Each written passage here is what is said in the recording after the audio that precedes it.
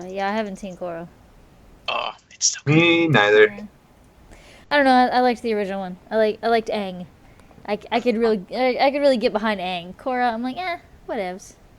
Well, Yeah. Aang is the best Avatar to date, but I have to say, the characters, there's some really good characters. Like, the new Sokka is pretty awesome. All I gotta say.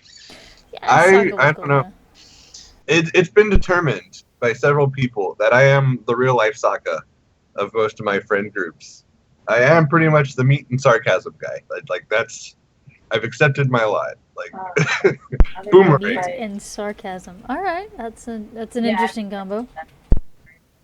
Do you remember the one where Sokka got stuck in a hole and he's like trying to plead with, like, God, if you can get me out of here, I won't hunt tiny tasty animals anymore, and I'll also give up bad jokes. That's really all I got. I'm Sokka, the meat and sarcasm guy, but I'm willing to be the straight talking vegetarian if that's what gets me out of this hole. Like,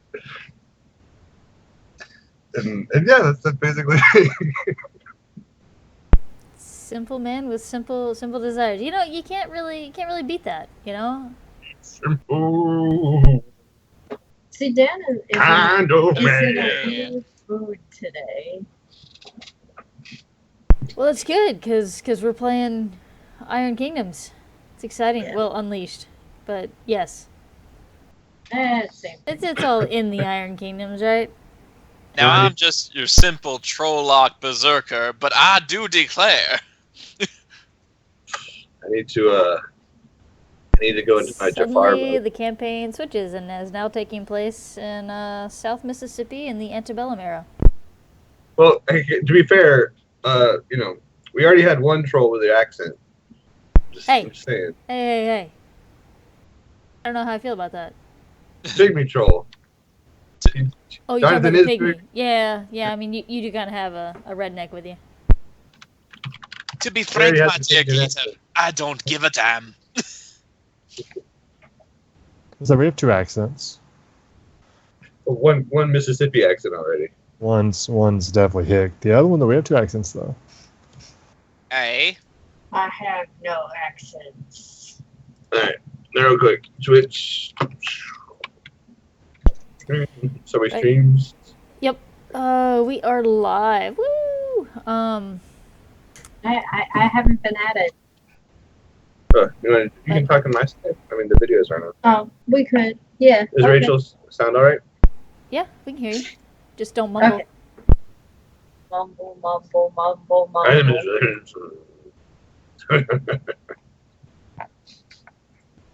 Rocks fall, we all die. Yep. Rocks fall. You all die. Reroll. Woo! We get to have another session 0. Yeah. All right. Dang it. So, last time we left off our, I need a better intro. Intrepid Adventures is gonna get really old. I like it. Previously. Dang good looking. There we go. The Dragon Ball Z voice. I can't do that one though. Last time on Dragon Ball Z Kai. All right, so you guys, you kind of got your bearings straight in Axfall.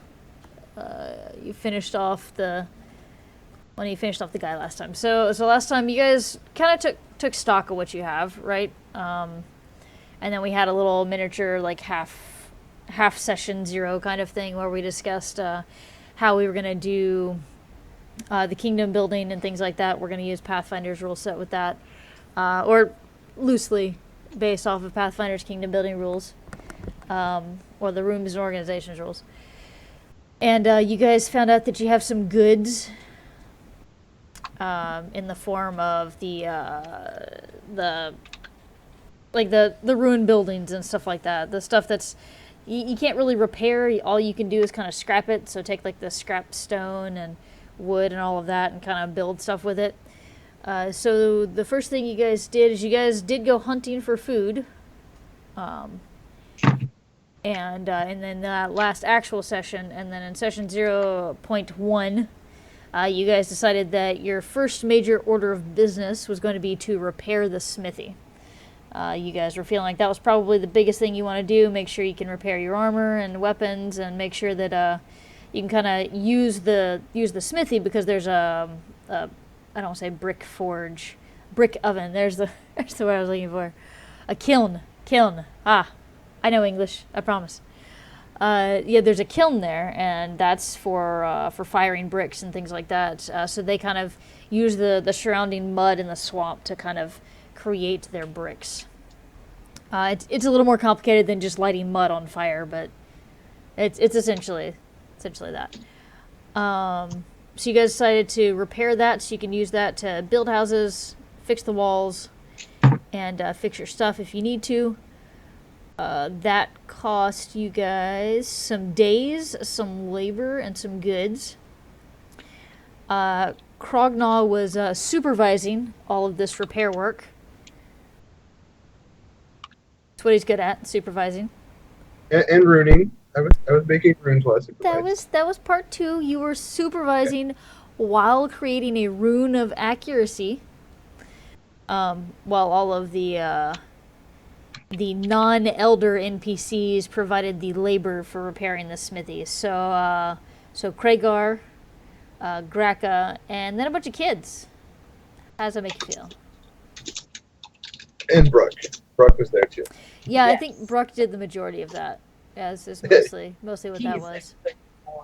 See, that's why I had to stay close to supervise. So it wasn't really the work being done; it's making sure that Brooke didn't eat anyone.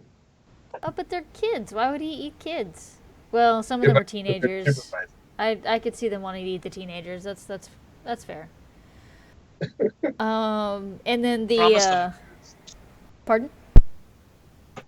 Promise them booze and mead, and they'll get the job done. It just works. And pizza. Oh wait, that doesn't exist. Never mind. Something more fancy. You guys have a kiln. You could totally make pizza in a kiln. I don't know how tasty that would be, but The first brick made ovens for pizza making. yeah. I'll take 2 Vero pizza and 1 Gatorman on Arai. Oh wait, that doesn't work out. Yeah, well, there's no Gatorman on your side yet, so you can totally. And even Gatorman eat other Gatorman. I mean, come on. Pharaoh eat other Pharaoh, Gators eat other Gators. Like, no one's gonna judge us. Yeah, actually, out of all of the races, I think it's the Nis and the Trolls, the only ones that don't like eat each other. It's great. There's even human cannibals. Yeah. And the Tharn are cannibals as well, to an extent. Right.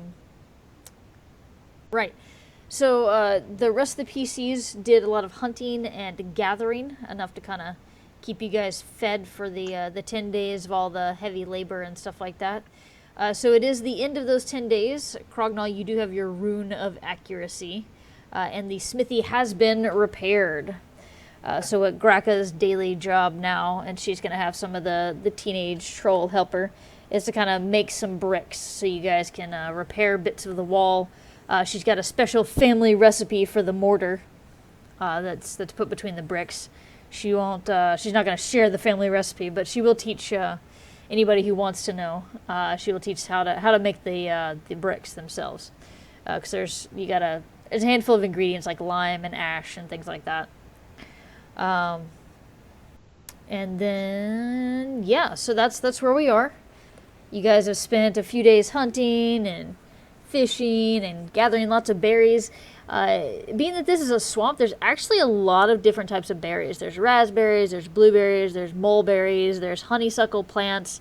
Like, there's a lot of plants out here that they're nice berry producing plants. And then, of course, there's things like deer and bears and snakes and all of that. So that's where you guys have been getting your meat from. Yay. Semi-serious question. Is there such a thing as dire honeysuckle? Dire honeysuckle. Like, I mean, those things you get like a drop, but maybe like one big enough to eat people, but then you actually get like a bowl worth of honey. I'm just saying that could be a thing. It's a giant forest. I don't know.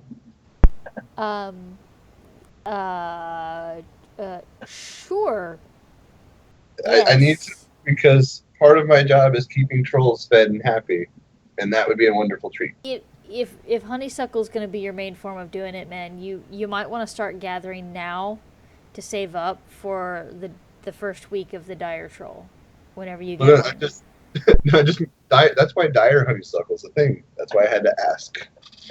Right. We'll say, yeah, sure, sure. There's like dire honeysuckle, deep in the heart of the thornwood, controlled by the druids. Yes, they don't And mind.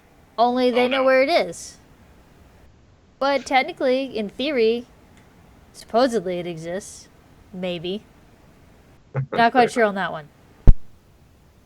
Is it bad now that I see that there's possibly blighted honeysuckle too? I'm like, oh great, now the dragon blood inside honeysuckle. Great, that's all I need. It gives it an extra little kick, you know? Taste the Thragash. So yeah, you guys have Axfall. Let me get you guys to that page. Your kind of aerial view of Axfall here. And then as you guys want to build more stuff, we can totally change some of these little icons to player personalized little icons. So you get your own little, hey, I can see my house from here kind of thing. Yay! Woo. Yeah, so yeah, you guys you only have a few resources, you don't really have a lot of resources, and as I explained in session 0.1, sorry, your food sources are pretty much, you're having to hunt a lot every day. So your next order of business would probably be to create something like a farm, or something similar to that. Some type of animal pen where you can kind of gather, like, maybe not pigs, because you don't know if there's any pigs out here. I mean, there's mud, but there's no guarantee there's pigs. Do we have a page with our resources on it somewhere that I'm just not seeing? No, that yeah, a good DM would provide that for you. And You mean with a lot more time. You're busy. I know you're good.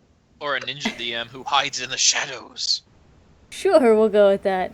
Well, right now you guys just had the 30 goods, and you used up 9 of it for the smithy, because the smithy was considered the broken condition, so it wasn't fully wasn't like fully gone or anything like that. You only had to pay like half the cost to fix it up. Mhm. So that puts you at what, 21? So that's all you have as far as resources is 21 goods. Oh, good. You don't, and then as far as labor goes, you have 8 points worth of labor that you can utilize daily. But the teenagers don't like being utilized daily for more than like a couple of days, because just they're still relatively young. They still wear out more easily. You're not going to be able to get a full 7 days of work out of them in a week. You're gonna need the 5 days. 2 days off, 5 days on, kind of thing. Now, did we assign a resource value for how much it would cost to repair the walls that we have now that we have a mortar and an oven to make bricks? I believe did that- not calculate that, no. The damage is not terrible. There's not like gigantic holes in the walls. It's just if they took too much more damage, then they would be considered broken, which means that you'd have to pay like half the resource costs. Right now, they're relatively fine. So a little bit of light repair work. So kind of in between jobs or whatever, that's kind of what Graka can do. She can make the small repairs so that after maybe a month or so of here, fill in this brick here, fill in this, 2 or 3 holes here, then she'll be good. So it's not, the walls aren't crumbling. They're not about to fall apart. They just, in their current condition, they wouldn't be able to withstand a very long siege. That's fine. I just want to make sure that we are, like I was saying last time, priority on showing our strength and our might, and so that's something that has to be worked on. In the off hours is fine as long as it's priority 1 for now. Yeah, definitely. We can say that that's something that Graka kind of does in her free time. Like when you guys don't need her doing something major. So she's essentially just right now just putting out bricks. Putting out a lot of bricks. One other question. Can you remind me what season it is?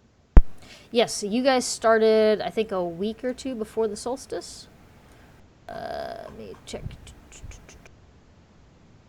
Story starts at a cool summer night 3 weeks before the solstice. You guys had 10 days of labor, 2 days of travel, so you're about a week and a half before the solstice. Okay. Well, I have an idea. I would like to try to have a meeting with the elders and the rest of the party, unless there's anything else.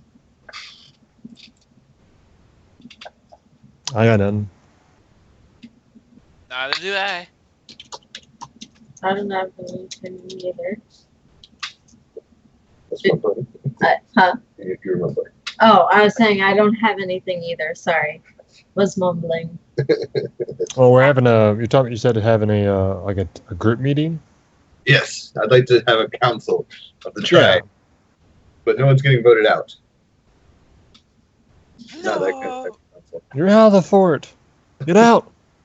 You're the weakest link. Goodbye. Like, since we got so many people in this fort. I keep saying fort. It's like a town, Axfall. Or settlement. Settlement's a better word. You can say fort. There's nothing wrong with fort. Fort Axfall. Well, Fort Give Me. Ah, Really? I had to. All right. Take it away, Chief, old fearless leader. Alrighty, so it'll be a night after people have come back from their hunts and we've, finished the smithy. It might have been like the day after we finished the smithy. Everyone's probably tired and we're, getting used to our routine of making something work in this dilapidated settlement of sorts. And I bring to everyone's. I gather everyone to a fire as we're preparing food to pass out for the night. And while everyone's eating, Krognall stands in front of the flames and looks over everyone. Brothers and sisters, Oh goodness. we have lived here for over a week now. We have held the walls and reinforced them. The Pharaoh is still out there somewhere, and we are all alone in here. Now, I know it consumes most of our time to chase after small game and small rewards, but we won't stay here forever by ourselves. We will have to eventually reach out to other settlements. We are already halfway into the planting season and are late to start a good crop for our own. However, I propose we seek out nearby settlements, perhaps offer trades of fur or services they might be in need of, and in return, we could trade for some surplus of their supplies. Get our own seeds for the next harvest and our own foods for this first fall that approaches. The humans are civilized in ways and probably have better goods, but are also sly of tongue and more likely to backstab us. The tribes are more savage, but if we're able to initially prove our worth to where they don't see us as weaker or food, perhaps a deal could be arranged with them for whatever it might be worth. I would like the counsel and input of all of us here this night. Oh, am I in here? Everyone's here. Okay, just checking because Yeah, not troll. And with that, he just kind of steps back and looks around.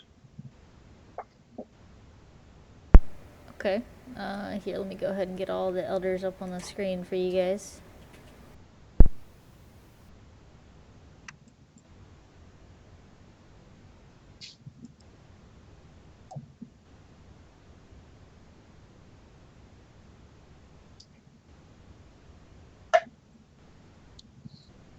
Alright, so Jelana looks a little confused. Make peace with the other tribes. We should just take them, especially if they're smaller.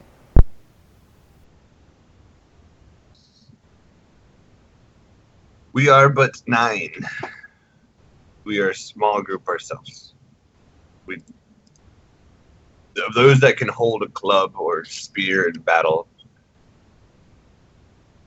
we are outnumbered by most, and we can't declare war on all. Having some allies would be more prudent. She kind of glares and grumbles. Hargan kind of nods. It would be wise if we gained allies. I don't know how I feel about gaining allies among the humans, but I have heard tale that the people of the swamp are a little easier to get along with than the people of the city.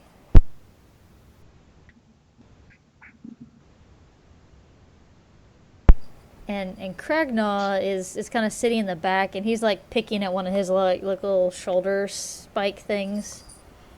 And then he realizes that the other two elders are looking at him, and he kind of stops. Kind of looks up for a second. He shrugs and goes back to picking at his little shoulder spike. Ugh. I'll be returning to the Gallows Wood soon enough. What do you need my opinion for? You'll make friends, make friends. You'll take stuff, take stuff. I don't care. That's nice.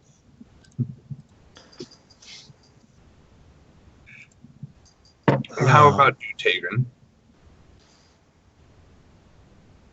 Well, that's like how he stretches out his full length as he takes a big swig of ale. Having some humans nearby with some booze, or those who acquire booze, would make ours a little bit more livelier. I do reckon that they're probably going to have a lot of... you're right there, brother. We're definitely going to deal with a lot more stuff, and until we get more of our kin, or maybe some more allies, we're a bit outgunned. So I'm totally for negotiations. If it has to be a bit more hard negotiations, I don't mind cracking a few heads. He puts a big toothy grin on.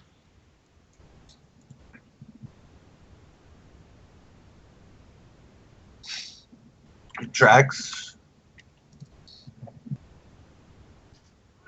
Trax is like sitting on like a log that's been pulled up. You brought a log into the Elder's Enclave? Aye. It's like a little log. I'm a little guy. This is little. It's kind of like people have like folding chairs, like for like football games and stuff. I have like a little log, a little bitty. And Phelan's on my shoulder, and I take a swig of my my jug, and then he kind of wipes his mouth and goes, "Well, Chief, I've been thinking about this long and hard. We're up in the mountains, where the village I'm from, we had a saying: handful of coin is better than a pocket full of dirt.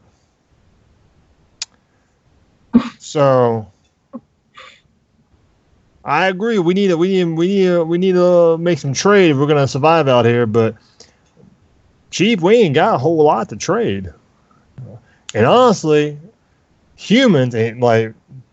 He's gonna say he thinks about spitting on the ground, but he's like, wait, takes his hat off, holds on his head, bows to the elders. But as some might say, humans can't be trusted. By some, I mean me. So if we're gonna take some of our value goods over there, and they're gonna be like, well, these are some nice things. We'll pay you a couple, small amount, and then it'd be like, damn, we got much, so we must attack them. I'm telling you, humans, they plot. They're always plotting. So my idea, he kind of puts a finger to his head, like he's really proud of himself. Me and Phelan thought about this, and I think Chief. Phelan nods. Yeah, see, Phelan, he nods. He knows. He knows. And so I think we should, those 2 spots I scouted out for us before we came take this place, I'd say there's some things there, Chief. We can get some goods there. We take those places, we can get some more, so we'll stop having pockets full of dirt, and we can start having some pockets full of coin. So that's my word on it. swig. And then he looks over. Wise words, Trax. Gotcha. Well, you're talking about trading, but there's one, I guess, commodity that we can offer in trade that hasn't been discussed. And she's going to hold her arms out and she goes, and that is us. We can put ourselves out for bounty worker, some professionals for hire, things like that, and that way we don't have to get rid of precious resources. I had a similar idea. Really? The fact that we have displaced the Pharaoh, and we know that they are out, wandering the woods. Since we have rebuilt these walls, we know they will not be returning here anytime soon. Pharaoh are like a small stream. They'll always find the easiest path to flow. There will be farmers in small villages that they start ransacking since they've lost whatever supplies that they had here. If we simply follow the destruction, I'm sure someone eventually would be willing to pay for our services to remove the rest of what we started.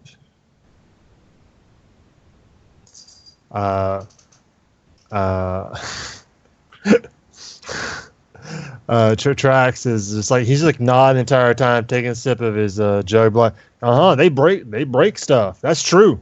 They wonder. Well, he's just nodding.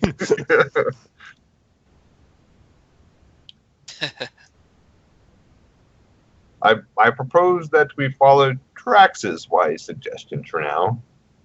Investigate the other sites. If there's anything we can claim, it can only be of benefit to us.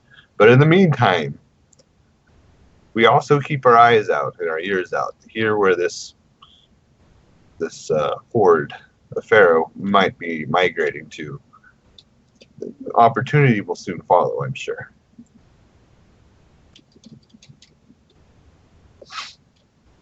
Is this a plan that everyone can agree on? Sounds good to me. A. Krog twirls his little Jafar. Your beard is Your Hi, rock Chief. beard. A mighty fine plan, well thought out. It was gonna be well executed. Like brilliant strategists came up with that plan. I tell you what.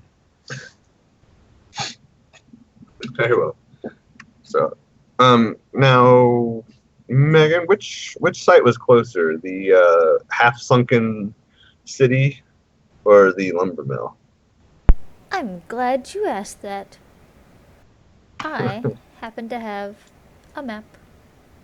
Ooh, I have a map. I have a map. no, don't you dare.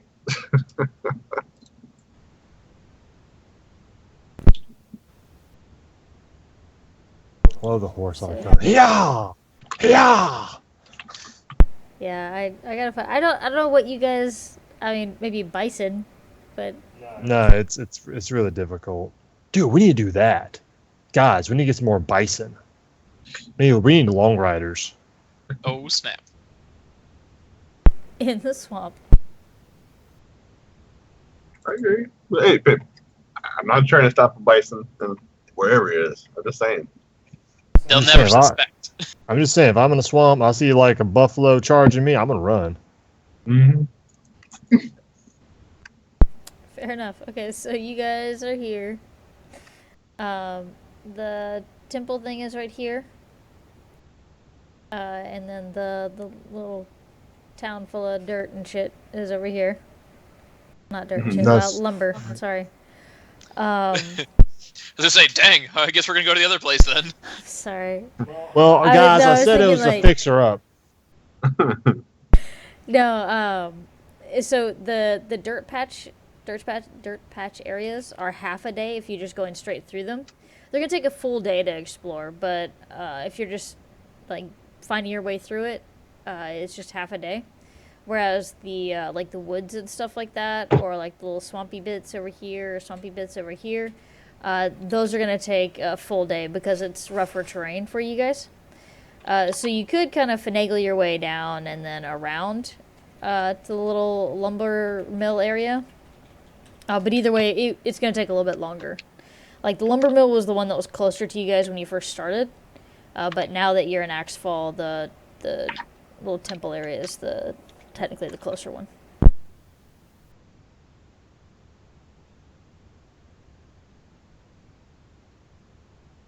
So is that okay? I tell everyone.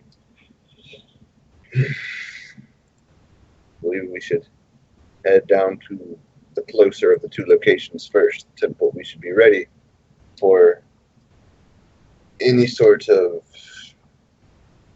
inhabitants that may be using those resources. Nothing gets left undisturbed in this area of the woods long. I believe we should set out in the morning. As long as we need enough supplies and supply gatherers.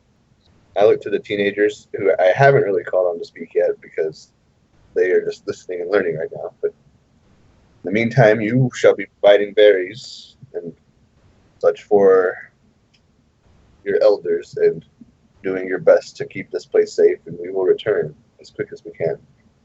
Listen to their words.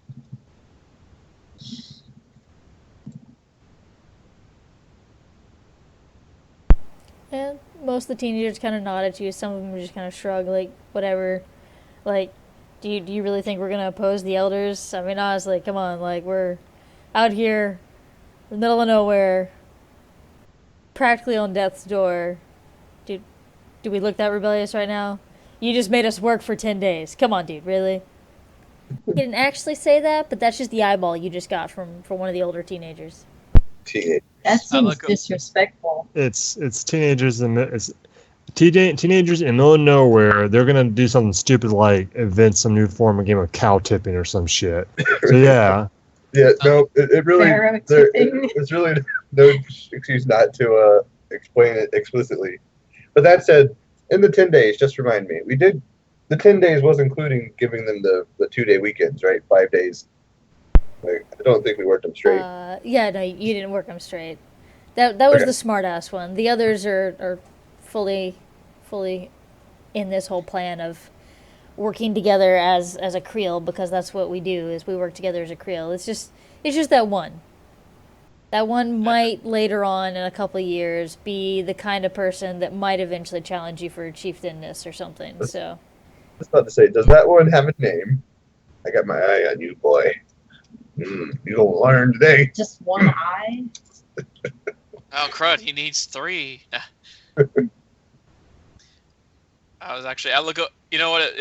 Can I see if I notice that he makes this smart ass, comment or look? it was not a comment. It was just a look. Sorry, I meant to look. So, Is it noticeable? Let's put it that way. Oh, I was about to say, if it's not, then Trax is definitely trying to like eyeball you from across the fire pit. He's like pointing his eyes and kind of like nonchalantly pointing at that one teenager. Be like, that's trouble. It's like, well then, I'm like, if I may add, Chief, remember, this place needs good warriors to defend it while we're gone. Guess what your tribes of the tribe needs it? Looks them all in the eyes. So keep on your guard, do your work, and be proud trolls. I'll, bang on my chest really loud. You definitely inspire them. They're all like, yeah! And then they realize that they're yelling in the Elders Enclave, and they all just immediately sit down and get kind of meek. I start laughing, actually, at that one. Like, I nod to the elders in respect. Of course, I'm just like, sorry. Couldn't help it. Try does like a little hidden thumbs up to you.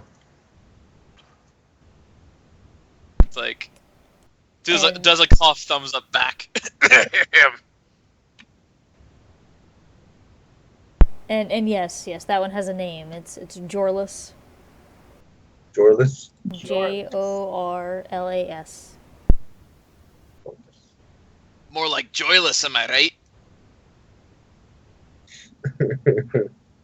Well, I would say so. He will be if he opposes us. Just like. But Enemies within the gates. well, yeah. So with that, I kind of look over to my pretty new axe that's leaning against my seat, and I pick it up in one hand, and it's a great axe, so it's long enough that I can have the half rest, and I can hold it while I'm standing, and just. Well then, everyone gather what you need this evening. We ride before first light. Sounds good. Here, here. Swig. And by I join you in the swig. I will The funny part- decline a switch. the fun part is by we I mean I, because I'm the only one that's writing anything. Wait. So, would that be like Troke Custom? Like after we finish like a meeting where everyone like drinks and Yes. like chills and stuff? Yes. I was gonna do that regardless, but yeah, sure. That sounds Yeah, like no, a good no. system. Well, we're working on this. I mean, let's make it canon. That's our tradition. Drink. Even before battles or everything else, I think we should always have a planned meeting and for the tribe at the end. And then drink. After the battle, we drink And too. gratuitous Yes. alcohol shall be consumed by all. Amen. Just like that. That's how we do it. Praise to you. Yeah, like so, swig and then like break out the fiddle later to kind of play a little tune. To kind of mellow the night out. It's like serious business and fiddle.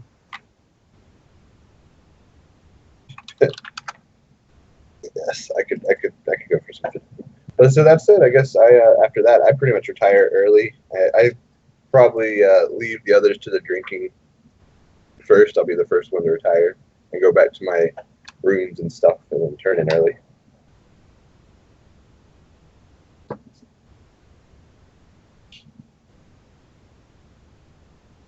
Yes, you actually have very spiffy rooms. Everyone else is kind of sleeping in broken homes. Like literally, they're houses with a broken condition. I grew up in a broken home. Yeah, I hear you. You say broken as this is a bad thing. So I'm picturing Trax has like this. He's got like a hammock like strung up in one of these broken buildings, where like maybe half the walls gone on one side, and maybe like part of the roof is caved in. He's got the hammock set up, and him and Feline are just swinging, and just looking. We got the perfect like open stars, moonlight, skylight. See, you got to see the good and the bad. But yeah, you just kind of like the broken rafters are perfect for the hammock, and just. Yep. Exactly. I see it. I can see it.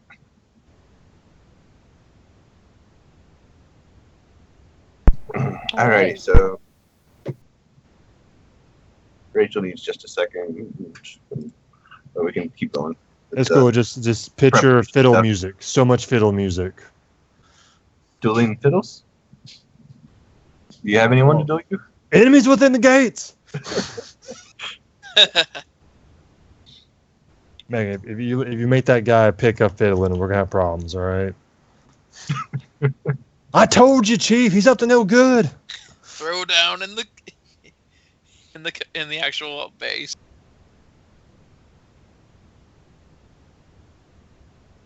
But yeah, that's all I want to do that night. Like, kind of play some music. Try entertain people, and then a little bit of drinking, and then retire to my broken, peaceful home with my hammock in the rafters. Now, out of curiosity, did you say it's going to take a full day to explore a hex? If we wanted to explore as we go, If as you opposed wanted to to cross. fully explore it, yes. But if you Okay. guys are just trying to get through it, it's only half a day I am for proposing. those clear patches. I'm proposing for the and this is up for the party to decide, but that we fully explore as we go down, and this will kind of represent us keeping eyes and ear out for pharaoh tracks or words of where they've gone, as well as just kind of mapping out what's near our base. So Sounds actually like a really good idea. All right, Chief. I'm always down for a little bit of tracking. They don't call me Den Finder for no reason. you did find our home. This is a fact. Proud swig. Practically. I thought it was Alright. because you just didn't have a good initial at the end. I don't take that away from me.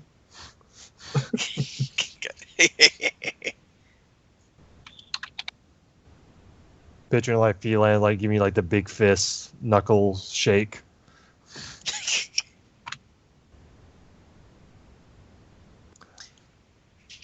All right.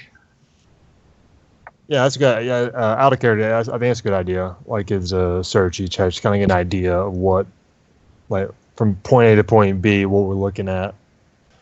Yeah, those Pharaoh, that's definitely something we gotta keep an eye out because pretty sure that the one got away.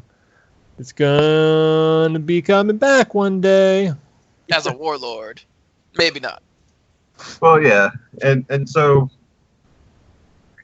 you like the the horde we unleashed being our own profit device too. It was like, farmers, they're not gonna. So I feel bad. Pharaoh break things, we kill them to get money. Genius. I'm telling you guys, a handful of coins better than a pocket full of dirt. Well, this is true. That like a bird in the hand is better than two in the bush. Yep, dirt. Okay. Hey. We haven't gone full Dakar yet, so it's just. Uh-huh. I heard that. A mighty Name GM. drop.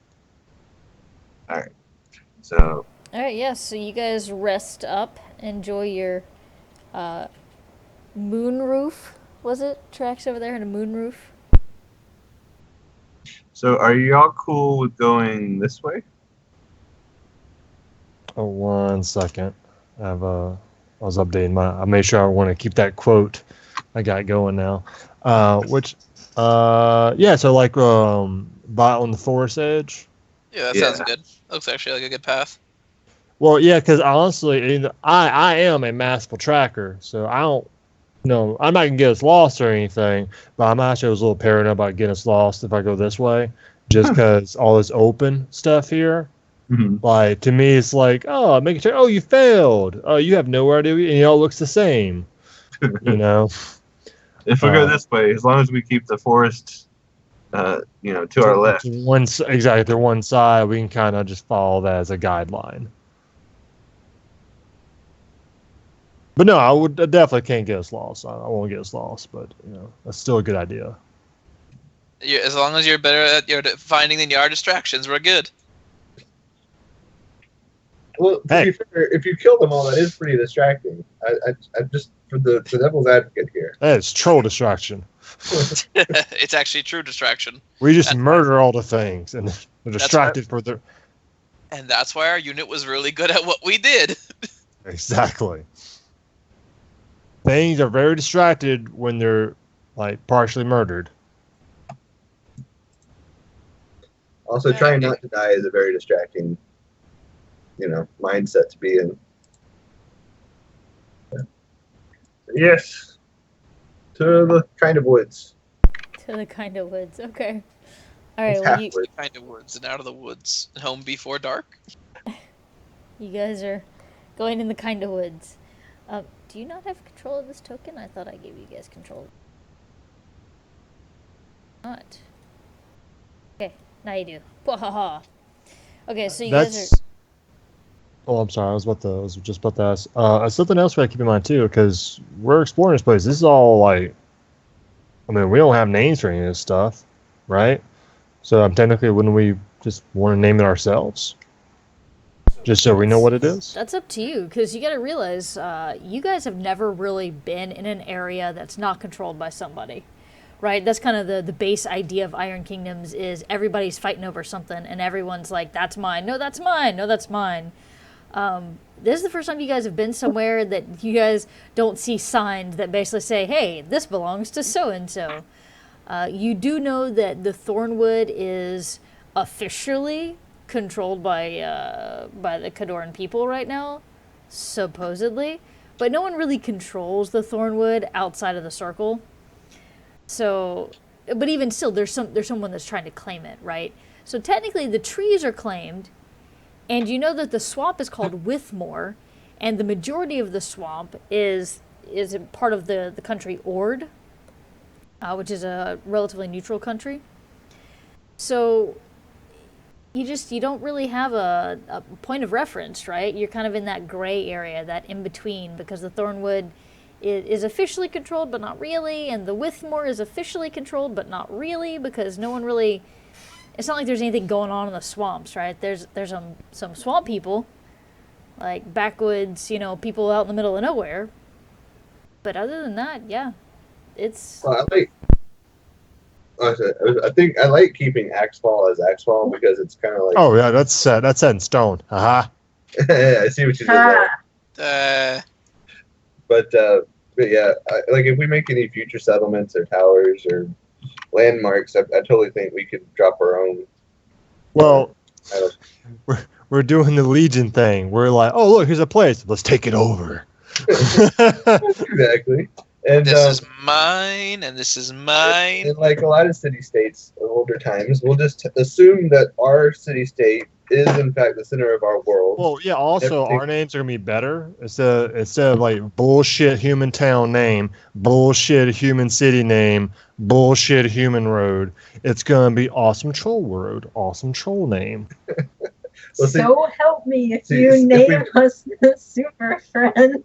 So down here will be like Southwatch, and up here will be Northwatch. I don't care if it's north of a village from Cater. It's our Axfall is the center of the geographical universe to us, so everything will be based off of that. Watch out, humans! We're coming.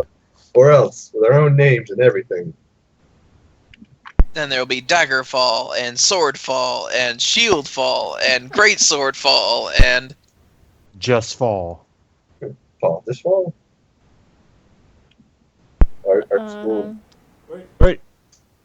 Yep. So we've moved the token. Yay! Well, and do remember, too, that if you guys build watchtowers in a hex, that is kind of considered yours for the most part. Especially if you can, when you get more people, you assign someone to kind of live at the watchtower. You would probably want to assign a pair of people instead of just one person. But that hex is also considered safe for passage and can also increase your movement through it because you're not having to be as careful because you know that it's patrolled regularly by your peoples. So you can keep that in mind. So yeah, as you're going, you guys are sticking, with the forest on your left and the swamp on your right. And, there's a lot of, like, insect noises because it's a swamp. Do I have insect noises? I have that other, like, jungle noises. I don't have any cool insect noises. Unfortunately, there's not as many cool sound effects as I would like in Roll20. There's a lot of dubstep. Wub, wub, wub, wub. So much dubstep. But, yeah, so there's a lot of insects, buzzing, and there's croaking of frogs, and the little screeching of the crickets. And then, of course, you have the birds and stuff in the forest. And the birds do occasionally, like, leave the forest, go out into the swamp, and you can tell they kind of dive down and grab something or whatever. And then in the evenings, you guys do see bats flying when it gets kind of dark out. But for the most part, since you guys are just kind of trudging your way on through, it only takes about half a day to get through the hex you guys are in, because this is lighter forest right here. It's not really heavy forest. So we'll still count it as a half day of movement in each one of these hexes along the forest. These two right here. Well, probably that one also. So those will be half days for you since it's kind of the edges. You're on the outskirts. You're not having to, like, hack and slash your way through a bunch of, underbrush or anything like that. The ground here is relatively soft, like it's definitely a moist area because it's a swamp. But, the trees help keep it relatively firm. It's not like you guys are slocking through mud or anything like that. You're not in, like, the full swamp, right? But there are small pools of water here and there, and of course there's, like, mosquitoes and stuff all around it, so you're, like, smacking at mosquitoes as you guys are going along. Elan is doing an admirable job of trying to keep all the mosquitoes off of Utrax. If it's fair to say, or how is it? No, Bruck's not like that much bigger. I guess I can't. All right, never mind. I was just sizing things in my head. But he's pretty large. right? I mean, he's not large size, but like Like he's 9 still. feet. Something. But I'm basically kind of going to be giving him a loose leash while we're marching, by the way, where he'll run ahead a few hundred feet, eat something, go off the road, sniff something, come back, just Fair enough, yeah. As long as he stays relatively close, but yeah, he can do that. As far as his size, I'm trying to think. Well, here's I guess it's a good comparison. That Central Intelligence movie that came out recently, it had The Rock and Kevin Hart in it. right. Yeah, the size difference between them is kind of like Bruck and you guys, right? Like Kevin Hart's not a scrawny guy, but he's relatively short, right? And The Rock is just freaking built as hell, right? So that's kind of the difference. Like he's taller and then he's just broader, like just really just a big muscular creature. Right. Well, that's actually kind of pretty much what I was doing. I technically could ride him, but it's not something that's going to be comfortable for a long period. Yeah, No. it's not. Yeah, it's not like he could you could ride him forever or anything. Like be like piggybacking for a couple of steps. For a little bit, but like he's not going into battle that way. No, I mean even tracks would be something that would kind of annoy him after a bit. Yeah. Phelan, however, he would be happy to have on his shoulder because he would be happy to have Phelan as a snack. Watching you.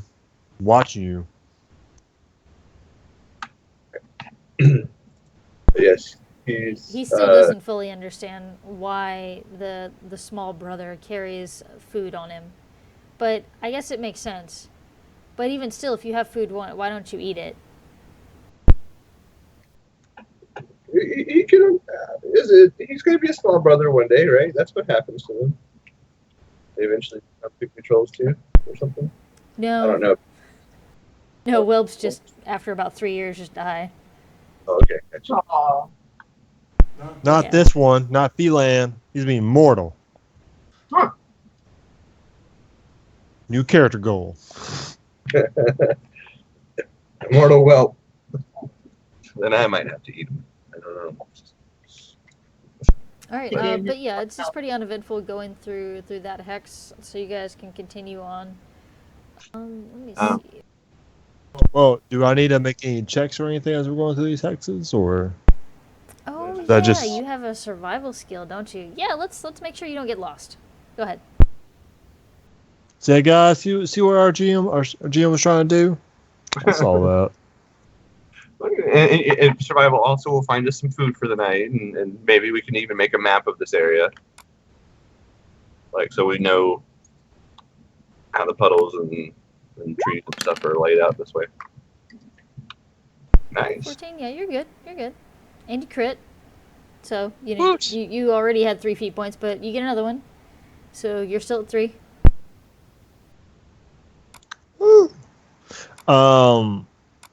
Okay, so we go through this, so we don't find anything that kind of gets our attention. There's no tracks. Can I tell if there's some type of game, or do we see any game here besides the stuff we saw at Axfall, like any type of deer, or is there another bears, birds, berries? I can talk on forever. Smoke signals. Yeah, I mean it's a marsh or swamp, so blueberries are definitely really common. Like you guys can just walk around and grab handfuls of blueberries. It's not gonna be like extremely filling. There's not that many about, but every now and then, like every 10th bush or whatever is a bush that has some type of delicious berry.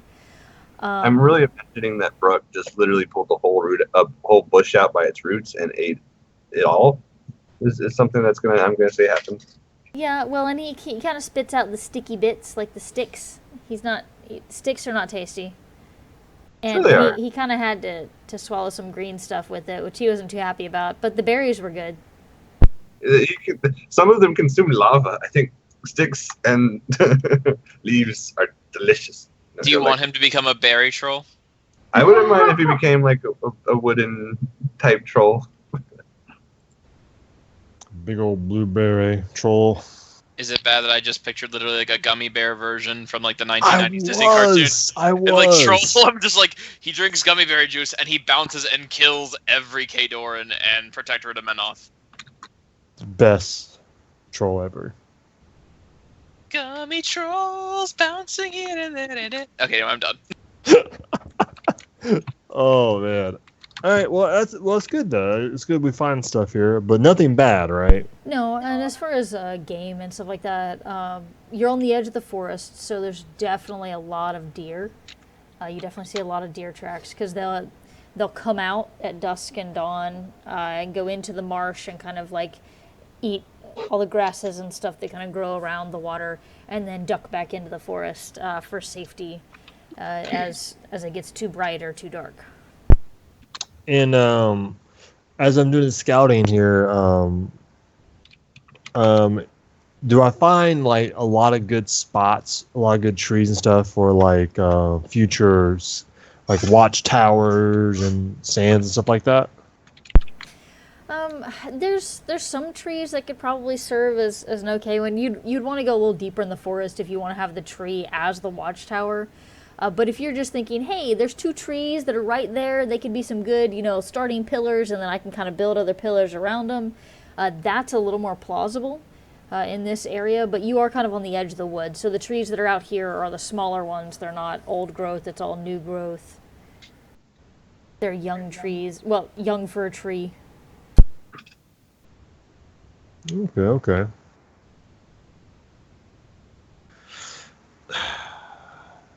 All right, guys. Nothing terrible here. Well, I could tell me and Phelan, we were kind of keeping an eye out, scouting tracks and things, but it's potential. I think this place has potential. While eating some berries. What are you thinking? Thinking berries are pretty good. I throw a berry at them. I'm like, that's berry iterate. Ah, god dang, I can't even do it in my accent. Screw it. I'm just gonna facepalm. All right, the night is uneventful. Lots of insect noises. I had one thing I wanted to check. Okay, what's up? I would like to do a lore occult roll, by the way, every night, just to see if I'm noticing any ley energy, noticing any magic or stuff like that, kind of, that sort of thing. All right, yeah, sure, go ahead. Just as a small thing. Like, I'm basically trying to track the pathways of natural magic and stuff in the areas. So. And I will use a point. That gives me 3d6, right? Yeah, if you could boost a roll, yeah. All right, so my bonus is 6. I'm doing it as an attack roll. Number of dice. You're attacking the ley lines. With Crit. your knowledge. Crit 20. 'Cause I got 2 4s. Nice. Yeah, I see. Let's see. Yeah, you definitely. There's no ley lines right here, but there's definitely some very, very faint, but to the east, which is not surprising because it's the Thornwood. There's a reason that the circle likes it. But you could continue kind of following it to the east if you wanted. That would definitely take you guys off of your path towards the sunken area. But yeah, you could eventually keep going east, and it doesn't seem like it's too far. Maybe a couple of days of travel, and you could get to the source of what you're feeling the ley line energy is. Alrighty. So you're kind of like roughly there? Like in that direction? Yeah, in this general direction. Alright, sounds good. I'll take a mental note. And this is like he's doing. You're doing this like at the campfire at night, right? Right. Well, other people are, speaking and eating berries and stuff. I'm basically throwing runes in a bowl and trying to, that's how Okay. I'm And visually, that whole like the throwing the bones, and some of them are marked and so forth. Right. Is that something where he's like Crocodile? He's like, is guy his distance when he does this, or is he like with the group, or?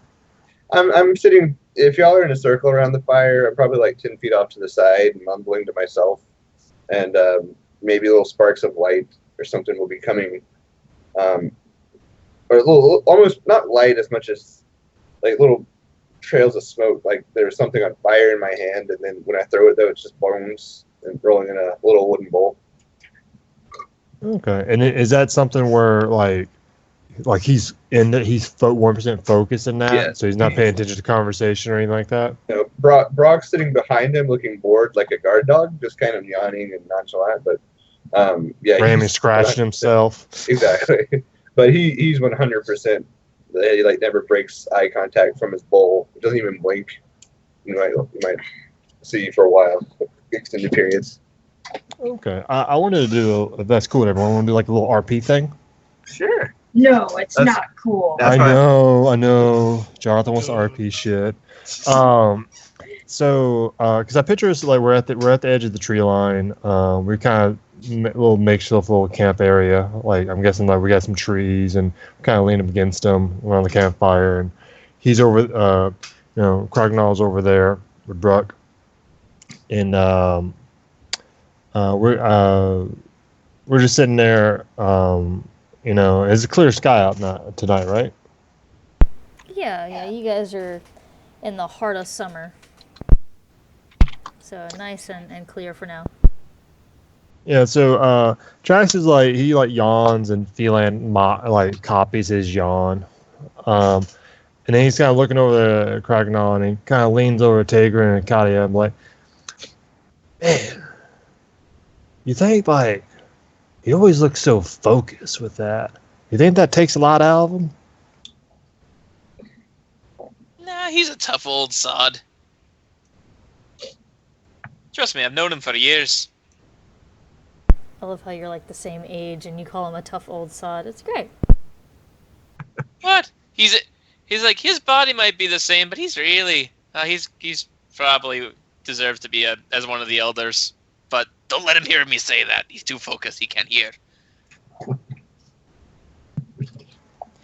Just I don't know. It always looks. I get worried about the chief sometimes. It looks like he's always focused on that stuff. He's trying really hard. I mean, I don't know much about that magic, especially that rune magic. Stuff can be scary. I'm gonna come up behind you guys and be like, "What are you talking about?" Trax jumps. How you stop doing that? Doing what? It's like you should know by now. She's very quiet in that armor. It's an elf thing. Oh, Excuse me, Nis. Sorry, Nis thing. It's a Nis thing. Hey, well, we were talking. Thrax is getting all soppy. He's thinking that he doesn't understand why Krogmaw does the thing, and he thinks it's really bad for him or something. I didn't say it was bad. I know he's doing things to help us out, and he's trying to find magic stuff and ancient spots. I don't know. Look, and I've like Trax has got and moved, so like he's got eyesight on Katia now. Phelan too. I'm Like Trax doesn't do it, but I think Phelan would like just take his big hand and like point it to his eyes and point at Katia like he's watching you. and I'm just not gonna like pay attention. I just roll my eyes. So there's a look is gonna cross her face, which is probably what you assume is like as close to a smile as she gets outside of combat. Awesome. So- Awesome. Yeah. You want to test how concentrated he is? No, that's probably a bad idea.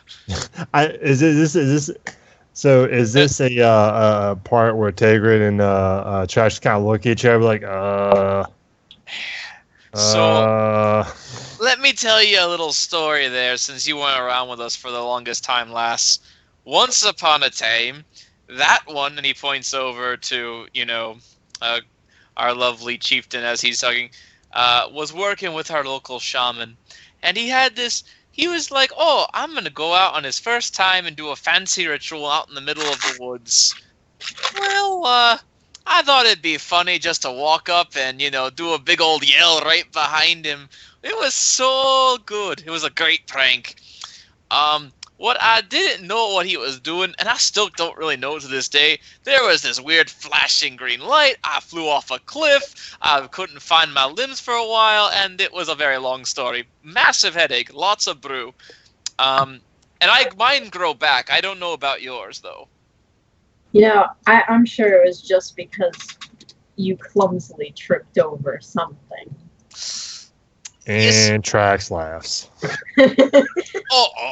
Yeah, y'all think it's just so funny. Well, you know what? By all means. And, I pull out, like, the biggest, like, thing. I'm like, go on. Go and distract the great shaman. I'll love to see what you do afterward. And if your limbs don't grow back, don't come crying to old Tigran. And he just cacks into a whole thing of alcohol. An entire alcohol. Hi. Yep. We're gonna say when Trax starts laughing, Trax, can you give me a detection check? Uh-oh. That's your detection check. Let's see here. All right.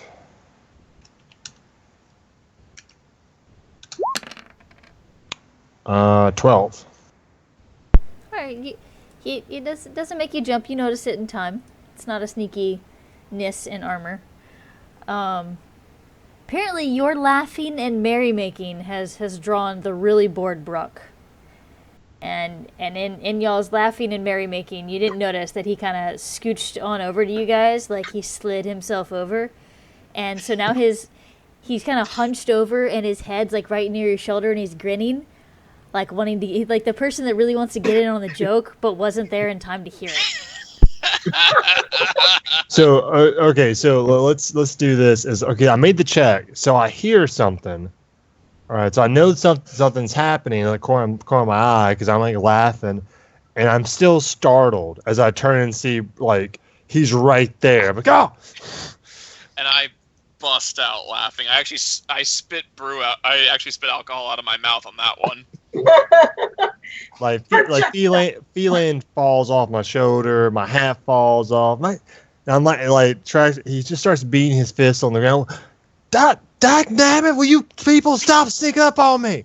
This is like how everyone sneaks up on our effective rogue. Like the rest of the party always sneaks up on our rogue. I'm really worried if the giant great warrior Brook can walk up behind you and you don't even see him until he's grinning right behind you. God knows if it's a gator or a damn tiger. There's no tiger in these woods. Are there tigers in these woods? I don't know, oh great scout. What did you say? Well, I haven't seen one yet, but I've heard about them. I've read in one of them books. I'm really I'm starting to doubt some of your eye vision when you're so, sitting around. So I'm going to look up the Brook. And he's grinning, right? Like big, dumb, happy grin. Yeah, like you guys were telling some jokes and he's ready for jokes. Everybody's laughing. He wants to laugh too. He's really bored. And you guys look like you're having fun. He's supposed to be on guard duty. He's got half an eye and an ear on you. So has Brook ever like reacted to my music before? Are you gonna put him to sleep? I want to say he really likes it. He usually like claps out of rhythm and stomps his feet. Okay, yeah. So, to not say like trying to save a little face here and change the subject. Trax is gonna keep his hat on Phelan on his side, and he's gonna whip out the fiddle, and kind of like a smooth, like a just a little tune, to see if that kind of gives Brook what he wants, right? Yeah, as soon as you pull out the fiddle, he gets super excited and he claps. how intelligent is he? He can Pretty dang. understand words, and he can speak some. So He's like little giant Edmonds type thing. yeah, he's not gonna understand like if you start talking science to him or something, but he can understand like the troll language. He can speak. Harry Potter, Yeah. the giant in the woods that Hagrid was. Yeah. this Oh, guy. Hagrid's giant. Good example. Yeah. His brother. Oh, Literally. Spoilers, yeah. Hashtag, I'm sorry, 8-year spoiler. 9-year. I don't care anymore. Spoiler. Page XYZ. This happened. I'm gonna turn to him. Wait, is it Brooke or Brooke? Brooke. And say, Brooke, what do you do for fun? I start chuckling. I'm like, oh, this will be good. I want to say when she says that, it breaks my rhythm. On the fiddle. Now I'll leave it up to you, Megan. Can I speak for him, or do you want him to be a total NPC? Oh, it's entirely up to you. I'm cool with getting you in trouble with him every now and then you gotta fish your way out if you want. Okay, no, I'm fine. I just didn't know if you wanted to kind of run his personality, or if I could have some input or whatever. But all right, so when Katya asked that, he looks like he's really deep in thought. He sits back, and kind of like puts a finger right on his chin there. Broccoli light. He actually grabs for the fiddle. Nope. Oh, gee. Boy. Double roll. When you move away, he looks kind of like a child where he just took the toy away. And his face gets a little concerned. He's like, Brooke like a fancy song. Brooke like Dagran's fancies. Dory. And I give him a big old, like, I raise him like, that a boy, lad. That's why you're a hero. I'm going with the fact that Tagrin's been around since Brooke's been a part of the tribe. And so Brooke tries to imitate things around him often. So he just uses the word fancy a lot. Like he inserts it even when it doesn't make sense. It's one of the situations where we all see something and he's just like, fancy. Exactly. That's just kind of like expletive at times. Fancy. I like that. So like even something terrible. Like it'd be a massacre. Fancy. Yeah. Right, lad. Fancy. I like that. That's awesome. Brooke like eating a lot. A whole feline. Protect Now- feline. Now that you say Brooke hungry, more bush. He kind of goes to bush, starts eating another. Ho, ho, Trax ho. and feline both point at a berry bush on the side.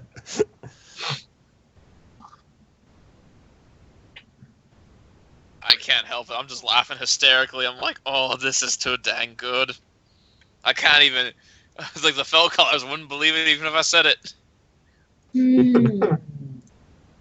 He comes back with his bush and sits down and holds the Like the bush whole, down. he got the whole bush, right? Yeah, he Like, picks he him up ripped up with the whole bush. He gets them up like an ice cream cone or something. He doesn't pick some off. He just brings the whole thing, more like a chicken leg, I would say, just and starts eating branches and berries and leaves all at once.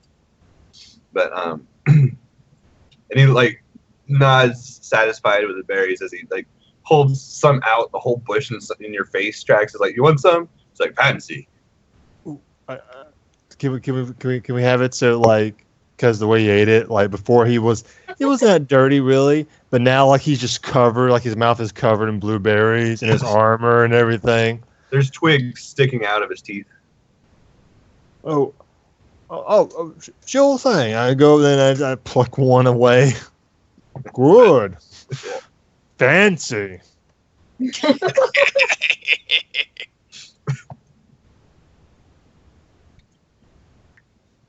All right. So, and with that, Krog now Yes. hears nothing. Krog, no, here's nothing. Yeah, so after that, the night passes uneventfully.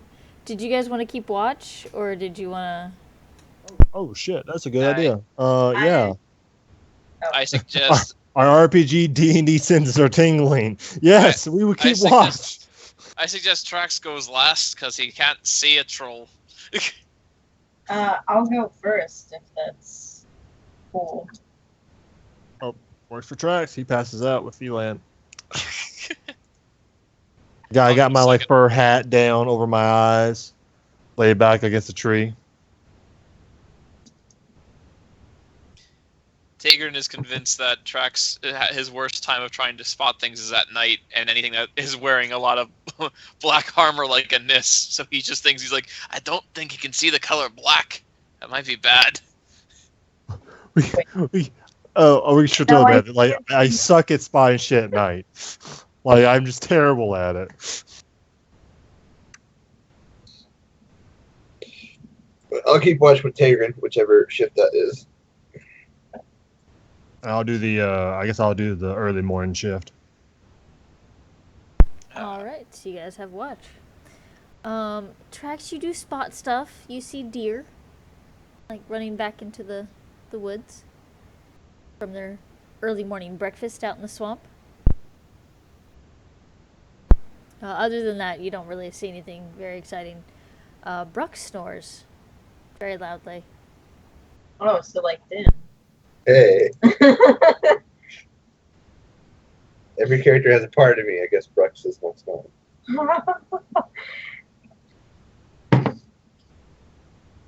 All right. So yeah. Which do you guys want to continue following the woods, or you want to kind of branch out away Yep. from the woods a little bit, or? I think we're gonna go right there. Alrighty. Let's see.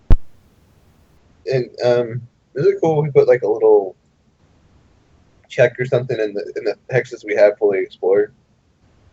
Doesn't have to be right this second, but kind of have an area that we mapped out. You want Um, check marks? or something. Highlights, just so we know, like this is an area we put into our in-character map. Little thumbs up, control Outline. thumbs up or something.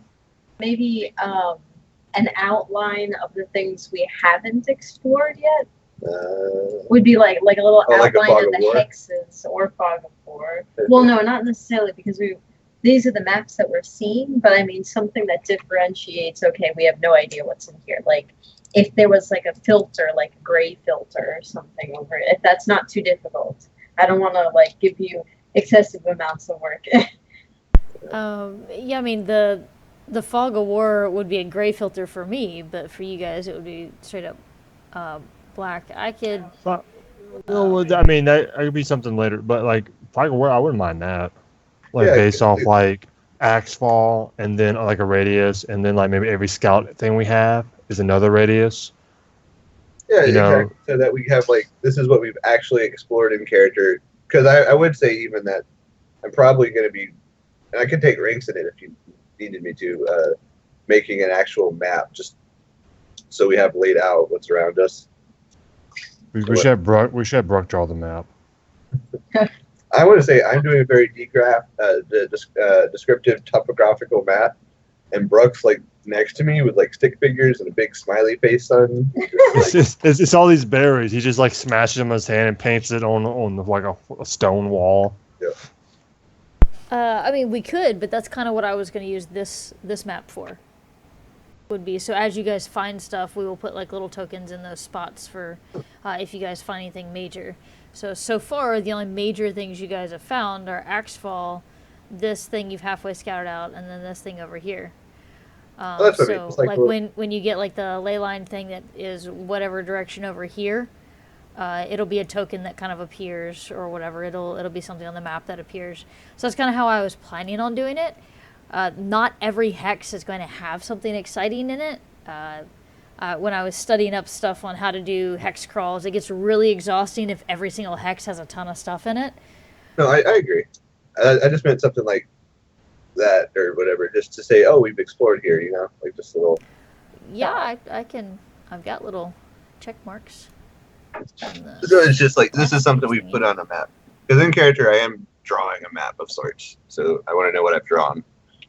And we could use Yeah, this. definitely. Let's see. So, Gigantic check mark. I will make it smaller. hashtag you can negotiate with your DM. I'm gonna delete your check mark though, okay? Please, I don't know how. I was trying.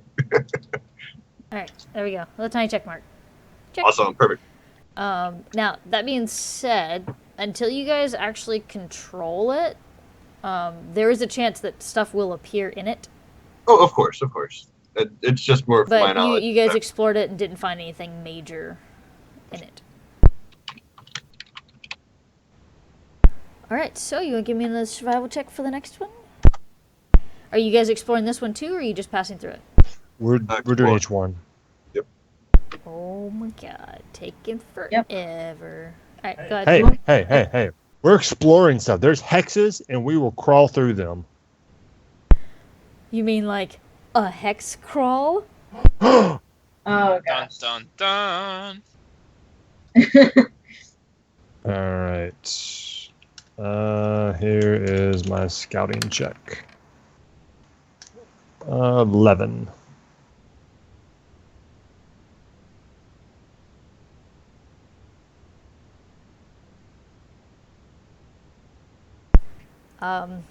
Well, you guys probably aren't going to eat very well tonight.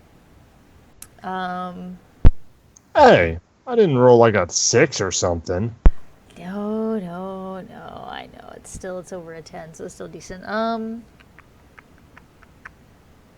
It's like, oh, you didn't roll super high, so I mean, you guys are starving now. Take starving status. Take starving status. There's similar things like exhaustion and stuff like that are all tied to like starvation and things, but I didn't ask for that. That wasn't a request. That was sarcasm, by the way.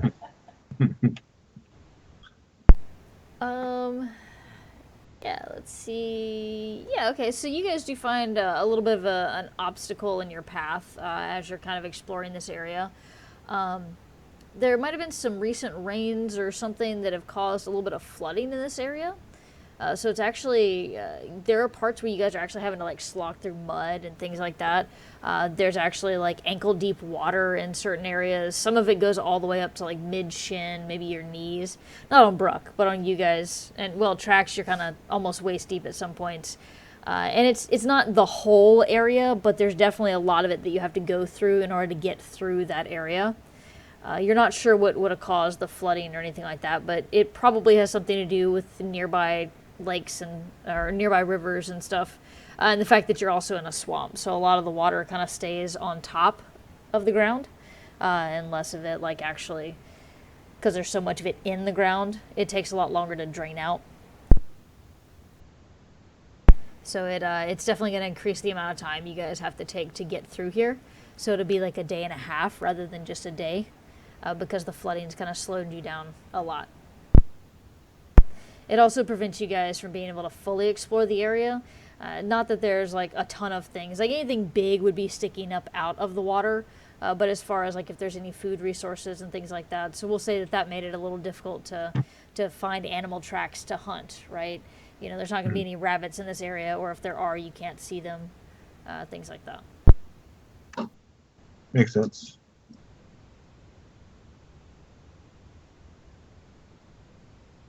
So it's not all my fault. That's what I heard. No, it's not all your fault.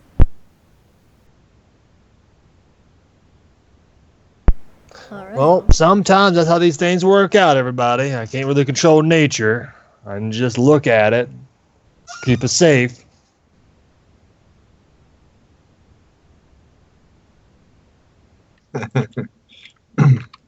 Indeed. But then next day, start seeing the source of this water. Maybe going to the Not related at all, but this time I'm going to do a boosted check for no reason completely whatsoever. unrelated.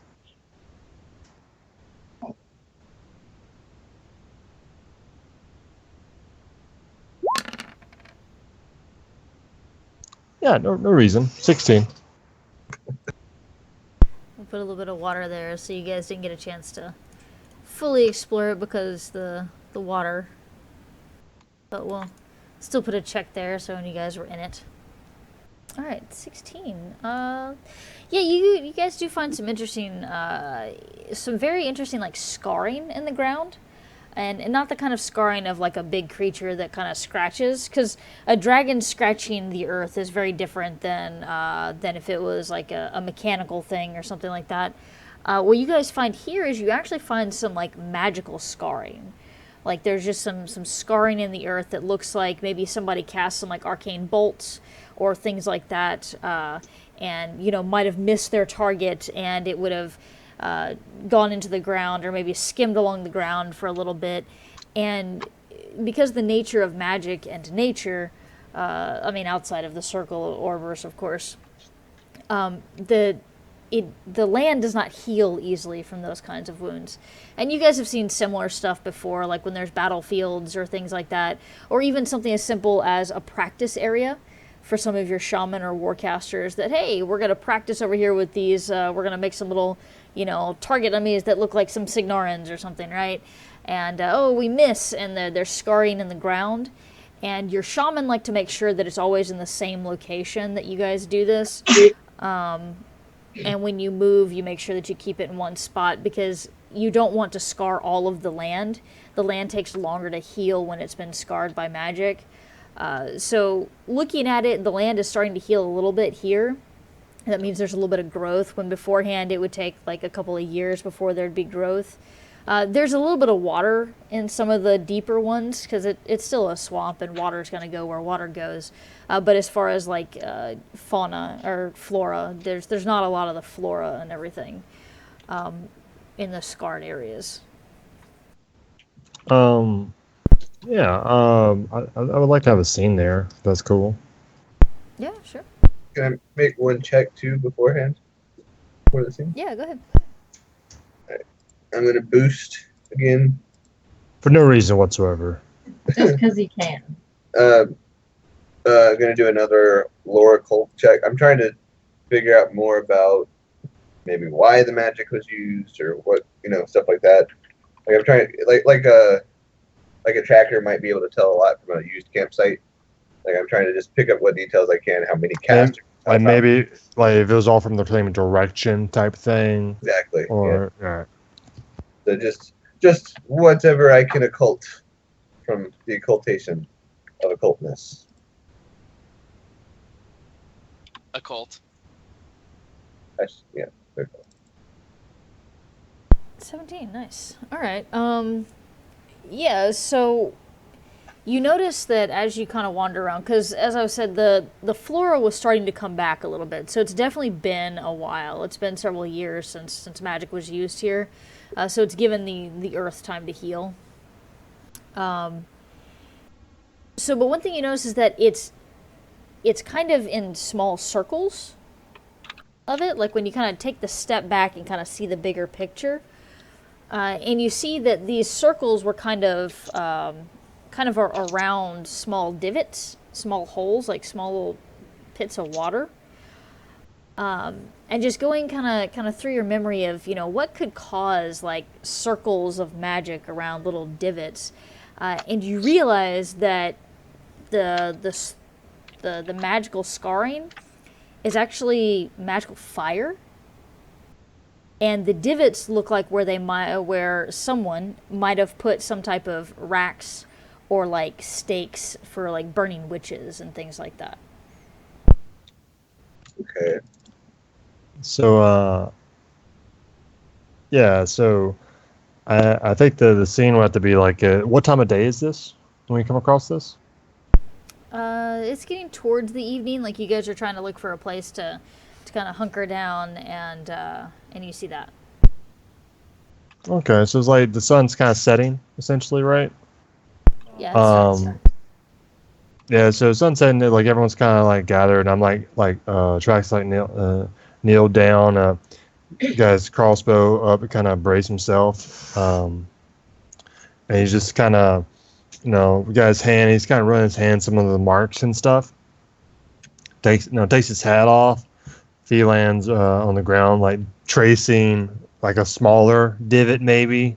Phelan's moving his hand up and down it, mocking Trax's movements. And he's like, huh, these aren't normal. It's all scarring. This ain't no animal. Chief, this none I recognize. Tega, Kalia, you guys recognize this? No. I'll kind of look over it. My eyes seem to be looking at different things, focusing on just the actual scarring itself versus the indents and stuff. And I'm mention how I'll look to the party and just say, this land is healing from magical scarring. It has been several years, but magic was overused here. And if you had my guess, there was great purge here. Looks like witches burned at the stake, perhaps. And Trice is just like looking at like this strange hole or something that looks like it's overgrown a little bit, and he was trying to figure out what the hell it was. And then you mentioned that he just kind of immediately retracts his hand, like almost like if he touched it, he'd be cursed or something. I seem to recall there being some humans that really favored fire, but I can't remember their name. Oh well, must be not important. That's humans. Can't trust him. And obviously, he looks at all the scarring around him. He's like, such a dangerous lot. Hey. Well, I believe it gives us all the more reason to be cautious. That we don't know how long that settlement has been abandoned in the middle of this swamp. These scars were several years old, but I'm going to guess maybe those ruins are older. We might find some remnants of whatever was going on beforehand over there. Yeah, we have to keep our eyes out, Chief, that's for sure. Yeah, let's say, look, Trice puts his hat back on, looks up at the sun setting. He's like, I don't really want to camp around here. Let's move a little bit more, get away from this scar. And he means the shivers. Come on, Phelan. Oh, sorry. Oh no, go ahead. I was saying I'm gonna take this time to unsheath my short sword, just to prepare in case something comes along. Look menacing. Yes. Standing there, menacingly. Nice. I think you do that, and as Trice gets up, he just kind of looks and he kind of gives you a nod, it's a little reassuring to have this stealthiness and armor that has a way to kill something that sneaks up on him. It makes you feel safe. In a certain kind of way. Yeah, she's on my side. That's all that matters. That's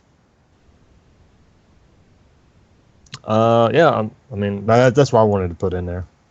Okay. All right, and so you guys move a little bit away and make camp over there. And then are you guys having the same watch order? Yes. Yes, please. I think Hey. All right. Darkness, my weakness as a scout. Darkness. Yeah, we'll say Katya during your watch, since you're being super extra sharp and on your toes, because you guys are in kind of a weird area.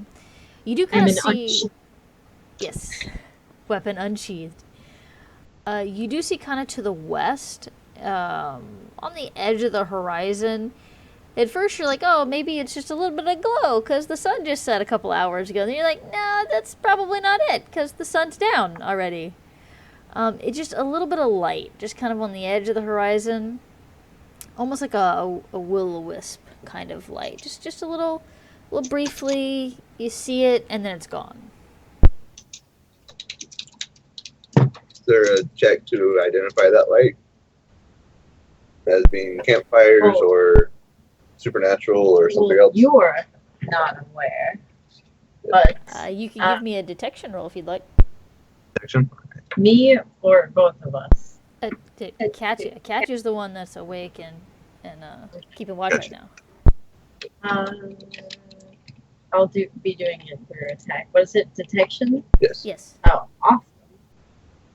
Let's see.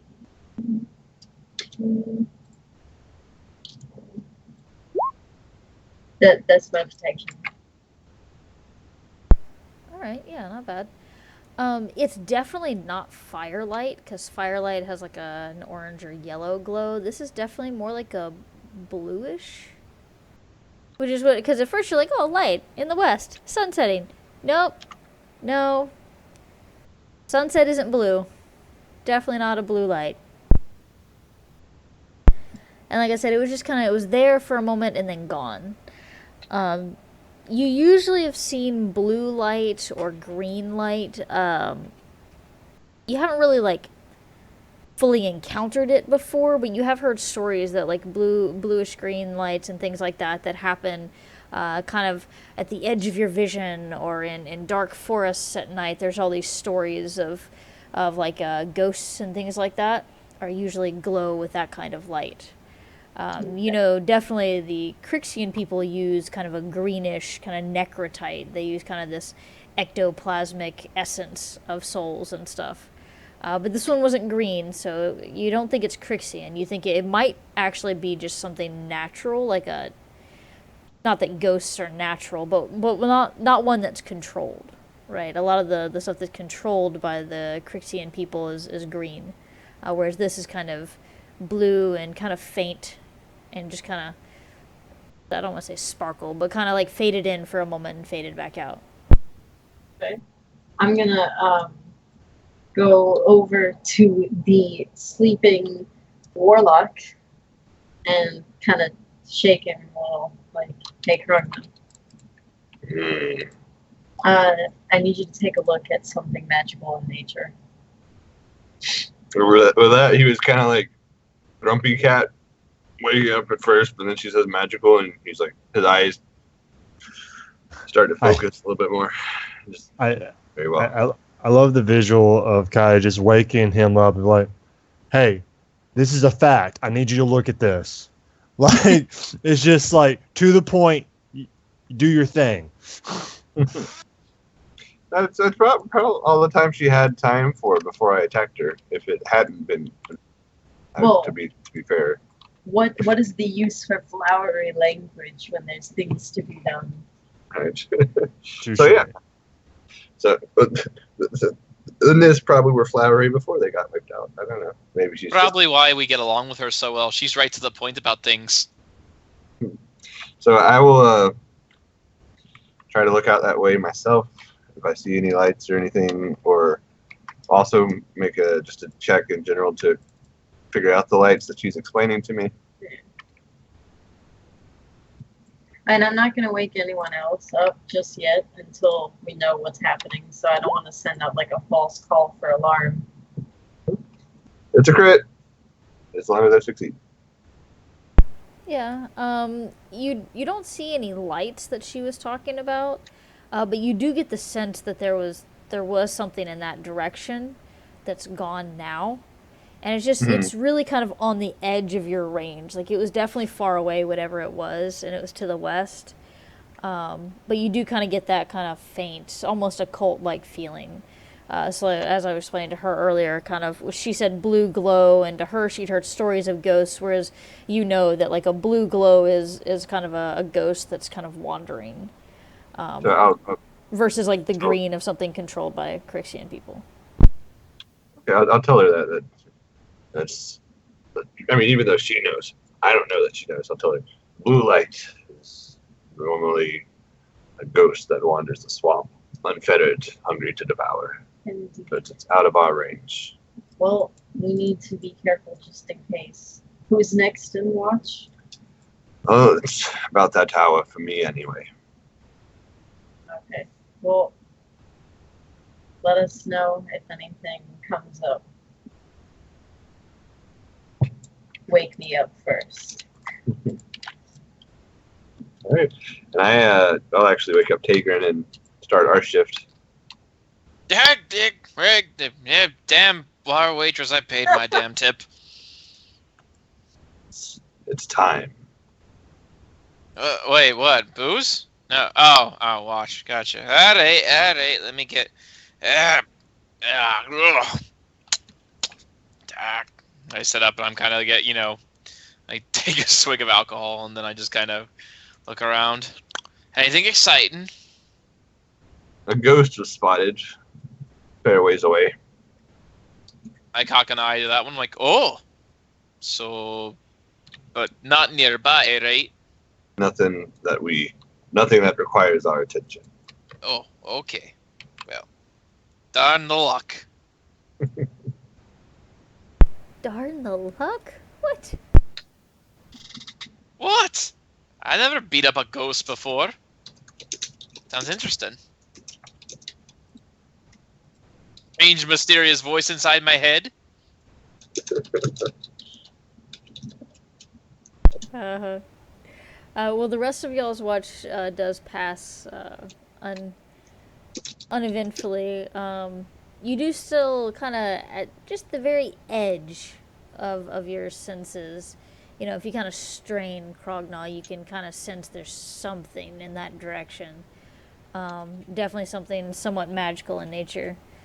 But it's definitely really, really far away. But it does not get any closer. You don't feel it, suddenly ooga boogieing at you or anything like that.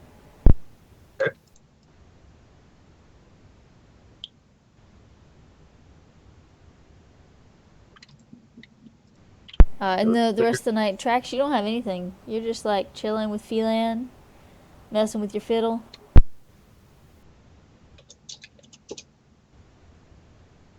Alright, you guys ready to move on to the next text? I believe so. Hey. Yep. Let's do this. So this little black bit here. Probably don't need it quite that dark. Yeah. Fire scorches. Bwahaha.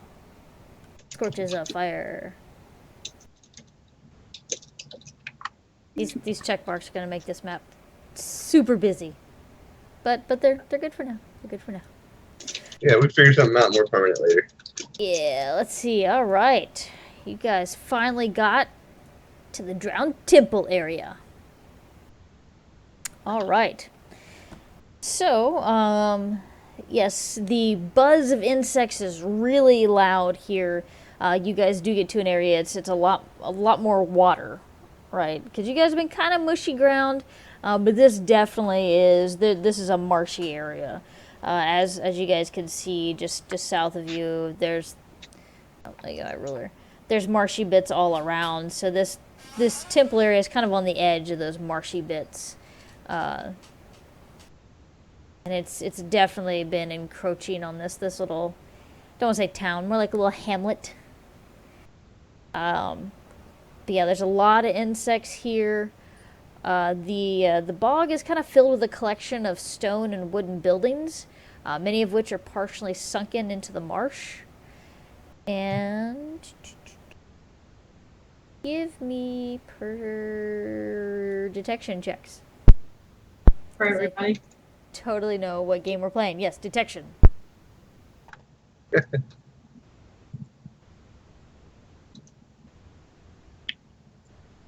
Detection.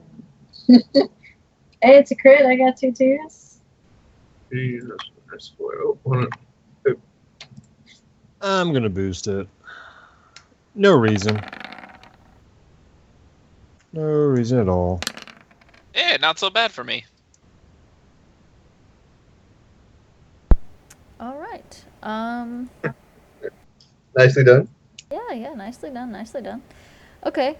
Let me check my. We see a flower. It's a very pretty flower. Dire flower. I think if it was a dire flower, Brooke would still just pick it like a normal flower. Probably, yeah, that sounds about right. Fancy. Fancy. All right. Well, where are you guys have tokens on another page? I need to grab those real quick. Copy those. Put them on this other map over here.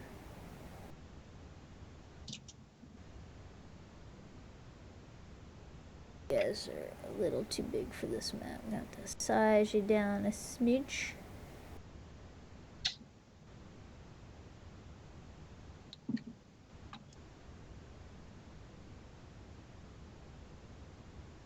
Right. Just a second, trying to get the tokens to Oh, fit no the rush. map. Oh, tracks your small size. You get really smidged. Alrighty then. I'm used to it. Yep, it's all good. Okay. And the system's gonna want to put you guys in the top left corner of the grid. Wait, why do I have a grid? We're not supposed to have a grid. We're gridless people in this game. Yeah. Goodness, what was I thinking? Thought I converted this one. Inches. Apparently I did not. Alright, yeah, so move everybody so you're not all on top of each other. Okay, so, we've got 8, 10, 10, and 18. So we're gonna say... Yeah, that works. We're gonna say that, those of you that got the 10s... I'm gonna move you to the page.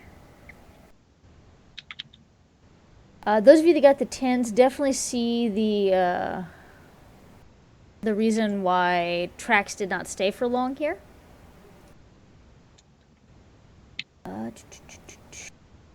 You see a big gator up in the distance, so if you guys want to focus your attention up here. Currently it's kind of lurking in the water, it's kind of wandering around. It is what's known as a bull snapper, so it's somewhat bipedal. But for the most part, it's just a really, really big gator. It can go up on hind legs, but for the most part, it stays on all fours. I don't want to say think like a gorilla, because it's not like it has really big front arms and really small back legs or anything, but it can kind of pop up if it needs to. I guess more like a grizzly bear. That'd be a good example. Dibs. And right now, it's kind of rummaging around, looking for food and stuff like that. So the 10s definitely see that one. The 18 tracks. What you notice is that the gator is not actually rummaging around. It is... Where's my token? Ooh.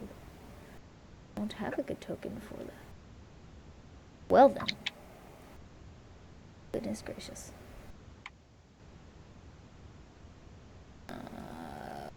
Do that one then.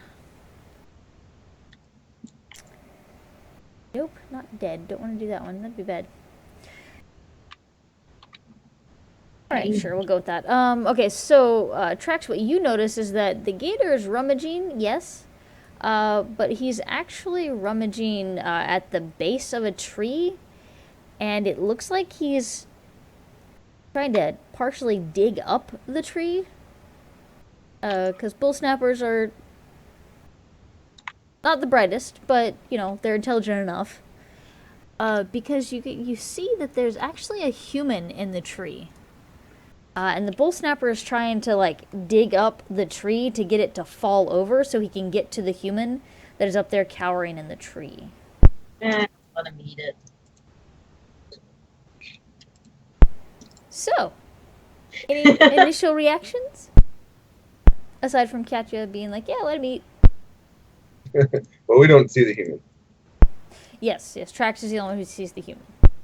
So, that said, I look to the rest of the group.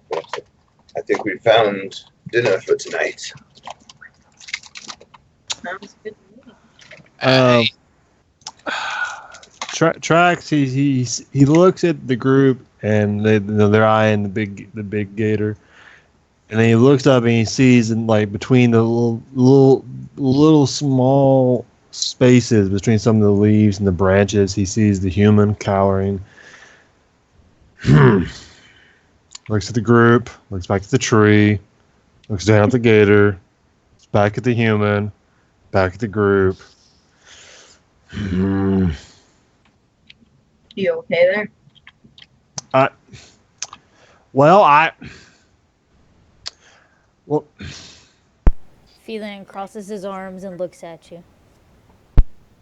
What do your scout eyes see? I feel like Phelan's got angel wings on him or some shit.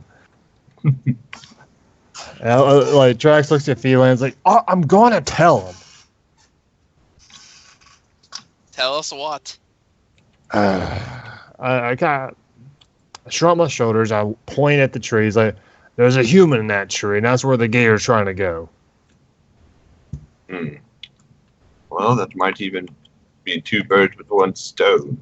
And Dinner and a possible tie to a village for trading. I'm not going to give up on dinner just because it's fine making dinner.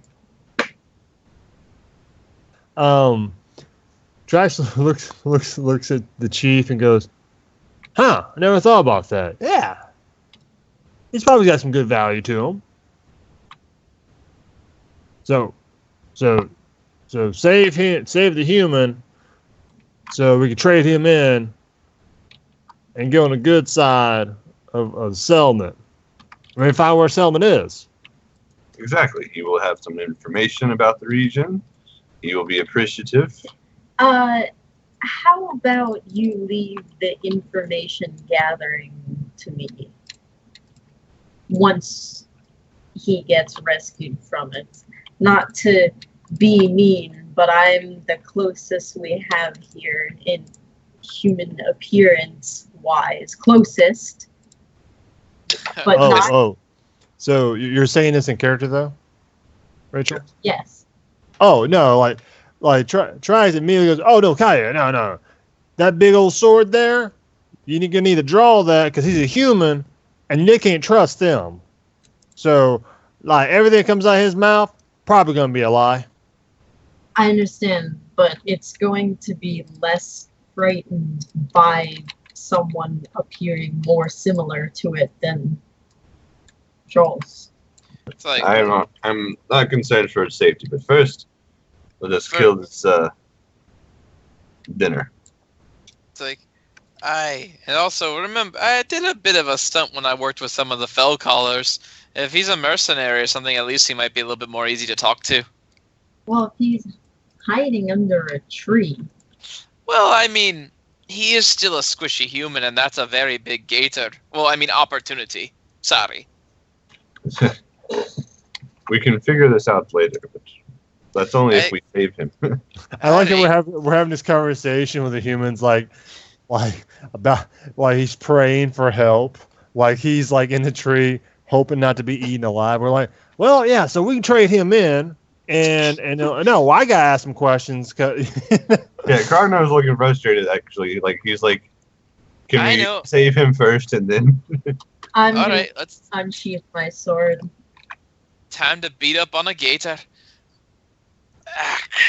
I draw out my clubs. Dinner. I would like to cast a spell before that happens. A spell or 3, actually. 3 spells? Yes. Before we get into this whole initiative thing. Do we have time before he gets eaten to cast a spell? I can upkeep spells. It's not an initiative. It takes, 18 seconds while we're walking up to it.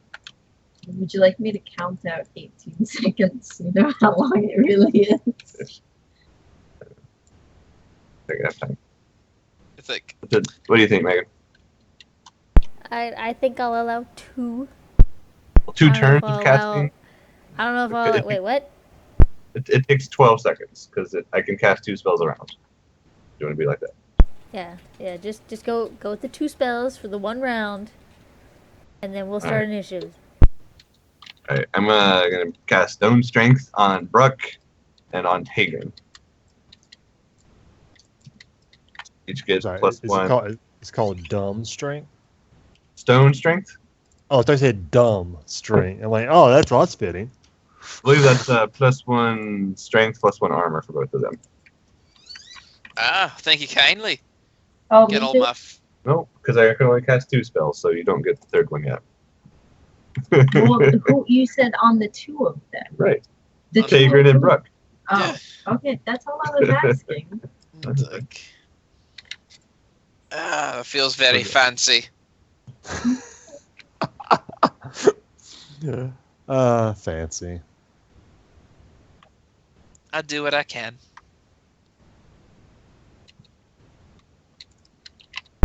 All right. Uh, So, yeah. I won't begin singing until we're closer in combat. Okay. All right. So Tigrin's not gonna do anything. We've got Krognaw. Well, I mean, not gonna do anything pre-combat. Krognaw has your 2 spells. Trax, Katia, anything pre-combat? Any extra checks you'd like to make or anything like that?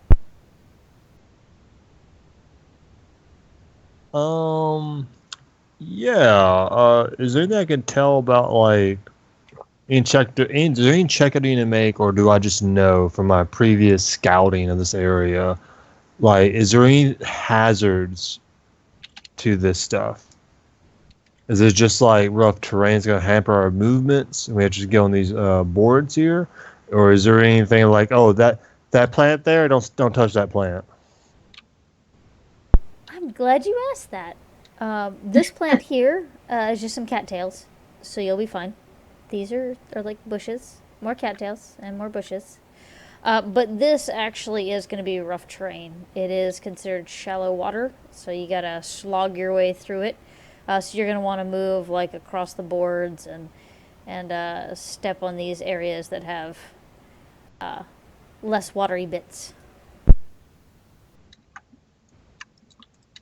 Unless we relentless charge through.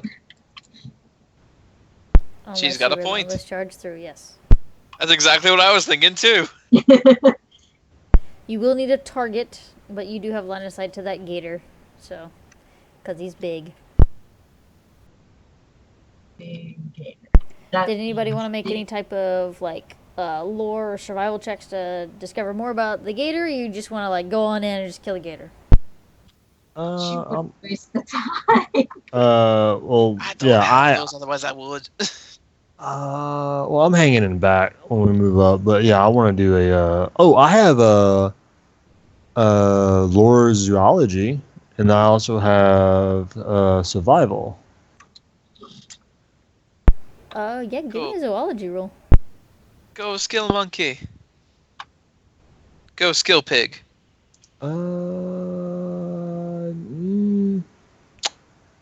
Huh. That's weird.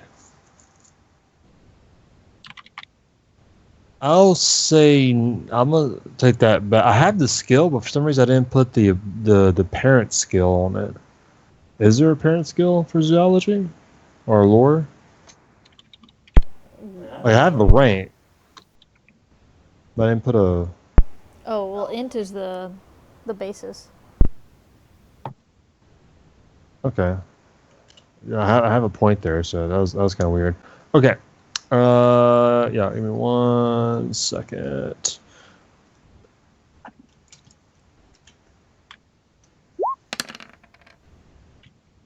$13. Okay. All right. You discover a handful of things about it. Okay. So snappers are definitely highly aggressive carnivorous reptiles. In the wild, they lie in wait in swamps and marshes for their prey to come close enough to attack. Once a snapper begins to consume its prey, luring it from its meal is nearly impossible.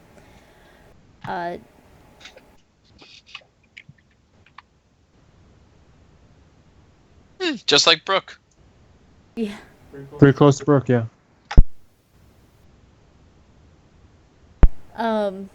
Another thing that you do know about about snappers in general is that during the nesting season, the bull snapper can often be found guarding the nest where the cow snapper has laid its eggs.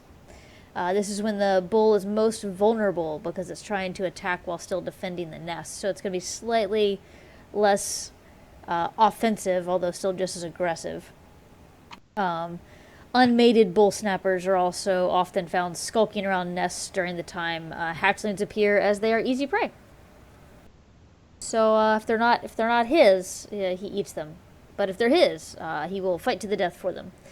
One thing you do notice is that snappers are not really known for they're really lazy hunters. They give up easily. The fact that this creature is like digging at this tree, really trying to get at this guy, is kind of odd. And you got a 13.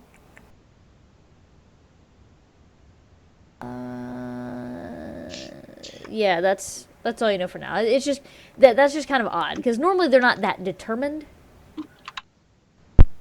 But this one seems really determined to like get this guy out of this tree.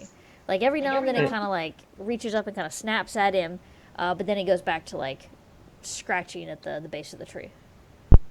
I whisper over to Krogmaw. I go, "You ever thought about taming a gator?" That's not something I really resonate with.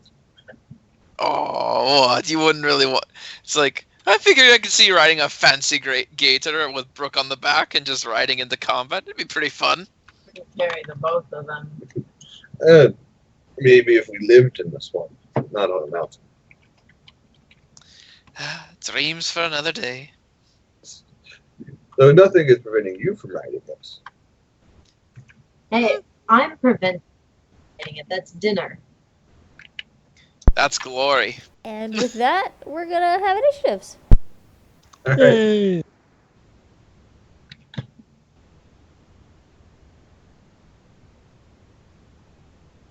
Alrighty.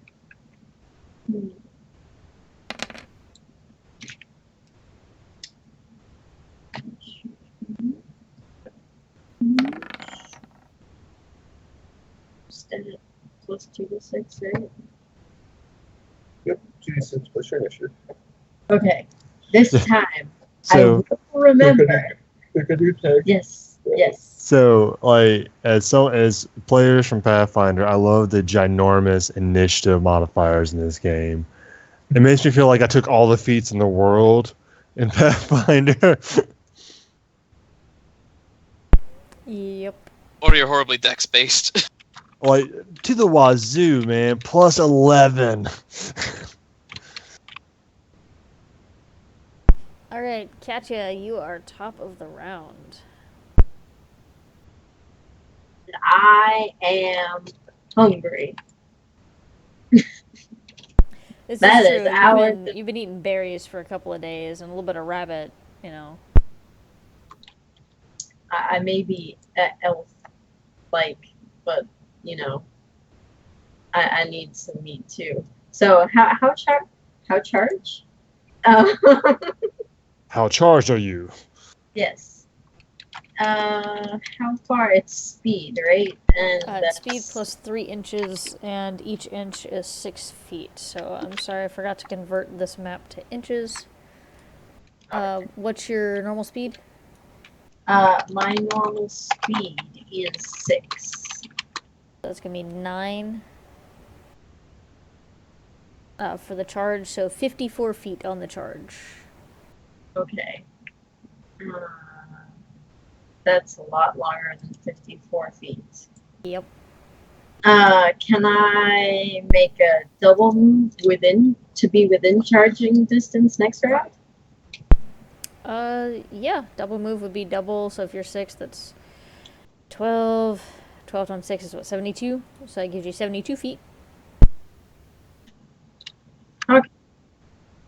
Oh, But remember, Relentless Charge is what's going to allow you to actually get through all of this rough terrain. If you're going to double move, it'd be better you're going to spend half your movement from here to here. So it's 13 feet, so you're going to, or we'll say 12 feet. So you're going to spend 2 inches of your movement just getting through here. okay. And then the rest of your movement can go this way. Yeah, and Relentless Charge, that they use the feet, right? The feet point. The Relentless Charge what? I'm sorry, I didn't hear you. That doesn't use the feet point, does it? No, I think it's just an ability. Unless it specifically states use a feat point, you should be good.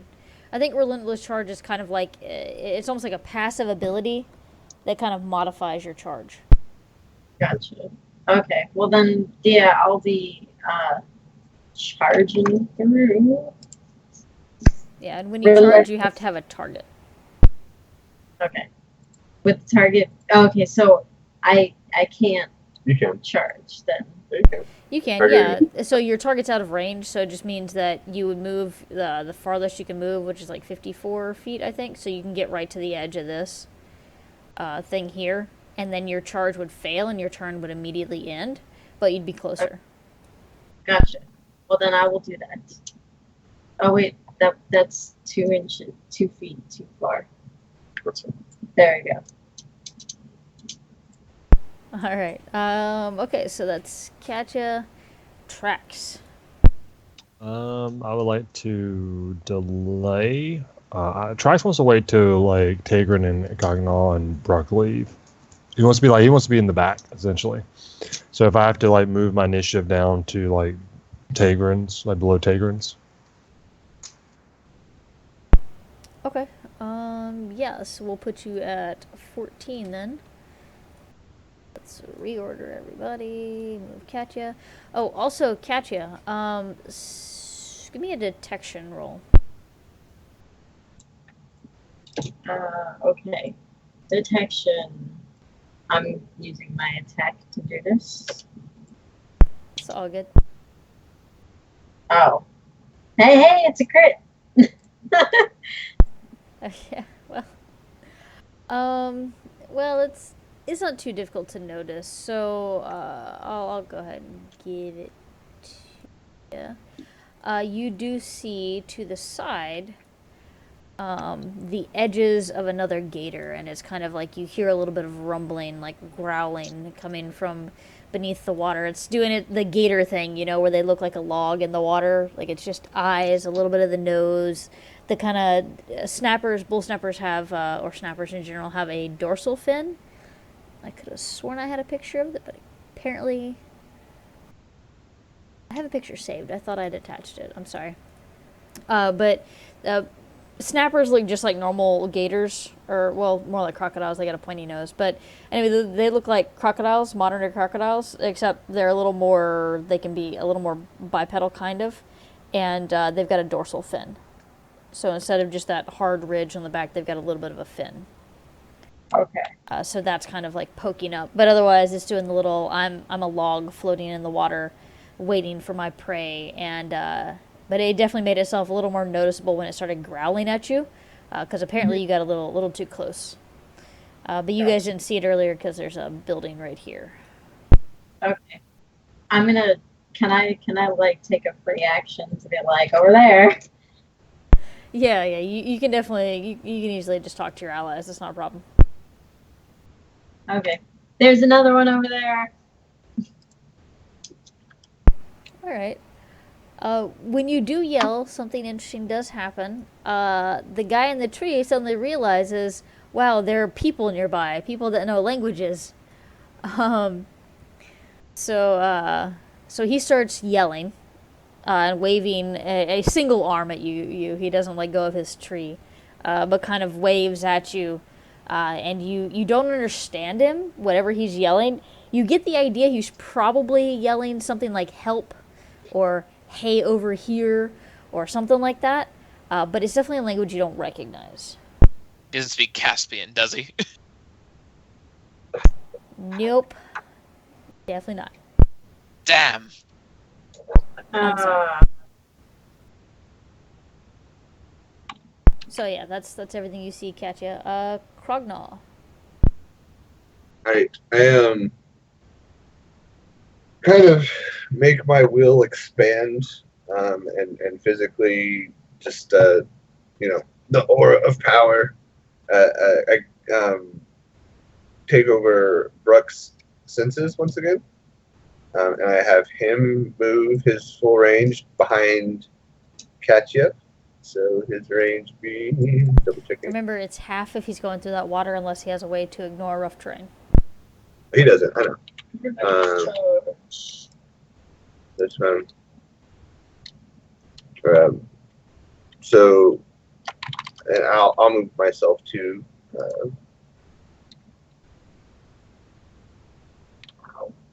But his is okay. So we go the same speed. 2.5. So, all right. So his 2.5 squares is going to be how many feet?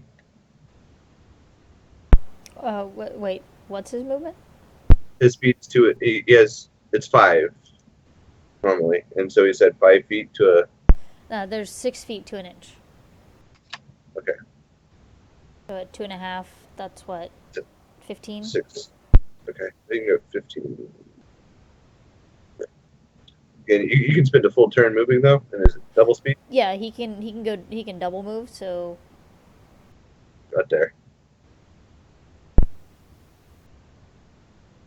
So he follows behind her.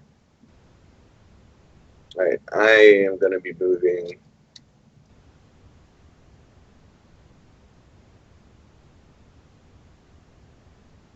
Kind of halfway through the water. Up there. And she's still within my command range, casting range. So I'm going to throw out one more stone strength on Katya. Thank you.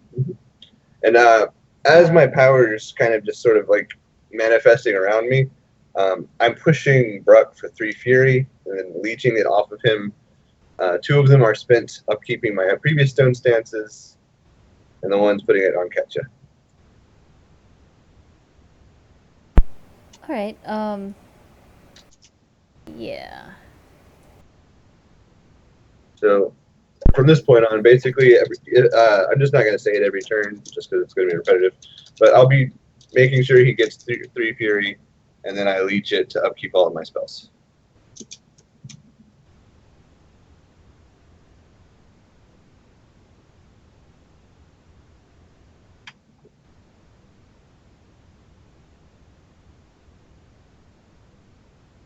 All right. Yeah. That's turn.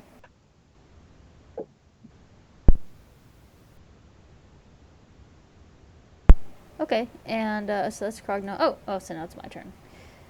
All right. Okay, so yeah, that'll be fun. Oh boy. Fun, says the DM. Death, says the DM. Let's see. Well, that tree is attached to the map.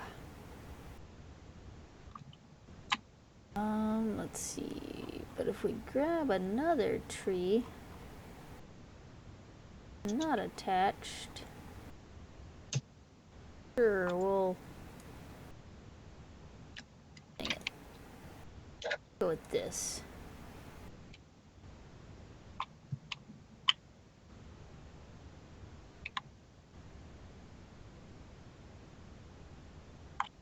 Put this here, and this will be our little HP counter.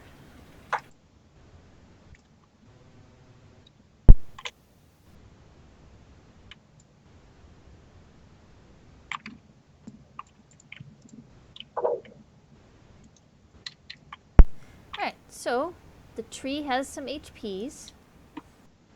And when the snapper kills the tree, the snapper gets a human. Yum, yum, yum. Hey. Oh shit. So the snapper's gonna make an attack at the tree. Dang, protect missions.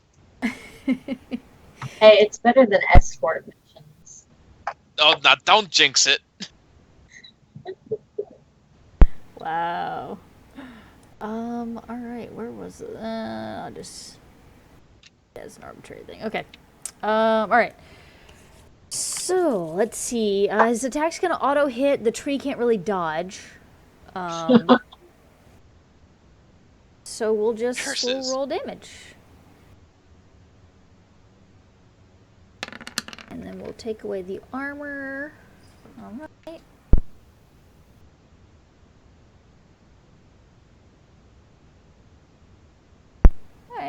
rolled kind of low. Gator's not doing so hot. And then the other gator, who is not impeded by the shallow water, he's kind of happy with it.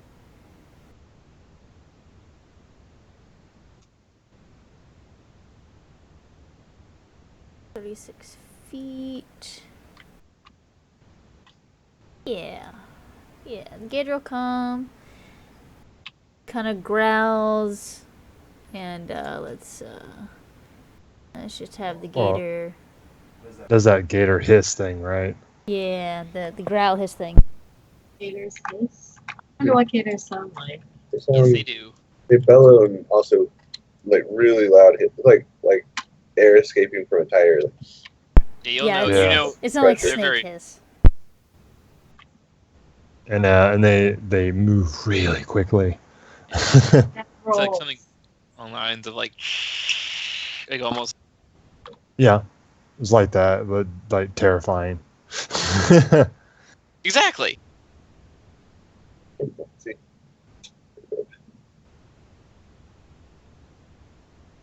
Louisiana has a lot of gators in their zoos. Go figure.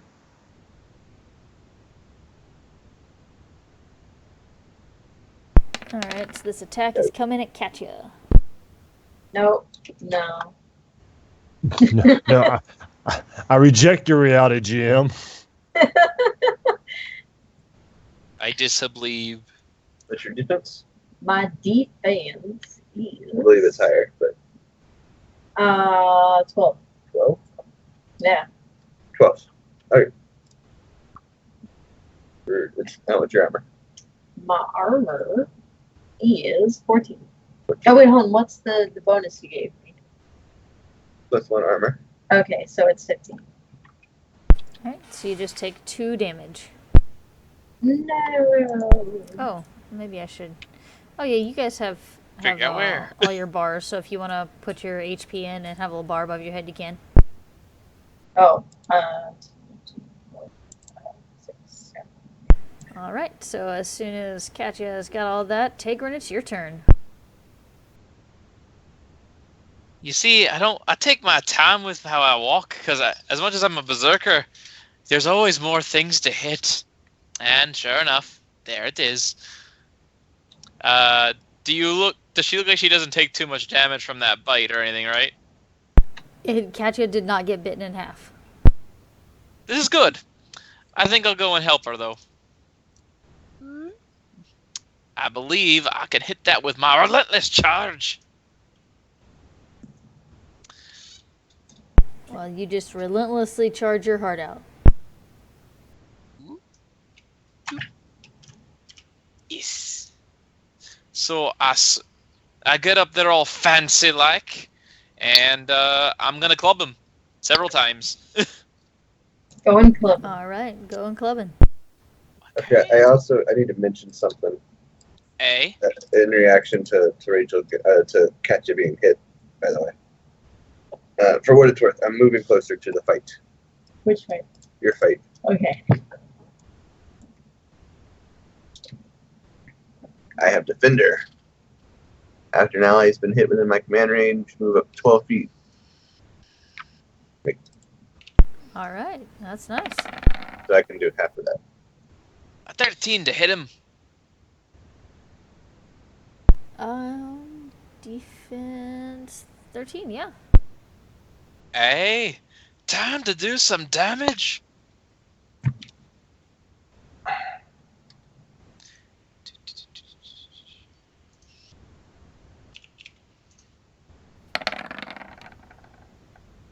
Whoo dag. Did I scuff him at all? Don't forget your 1 strength I gave you. Oh no, I included that. Yes. Where does what's Damage.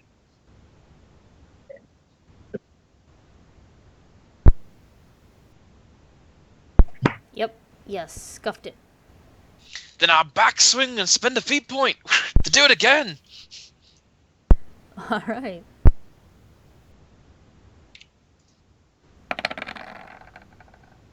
Oh, dagnabbit. No, it's relatively easy to hit, but it's still kind of slippery. You know, it's covered in all that swamp slime and stuff.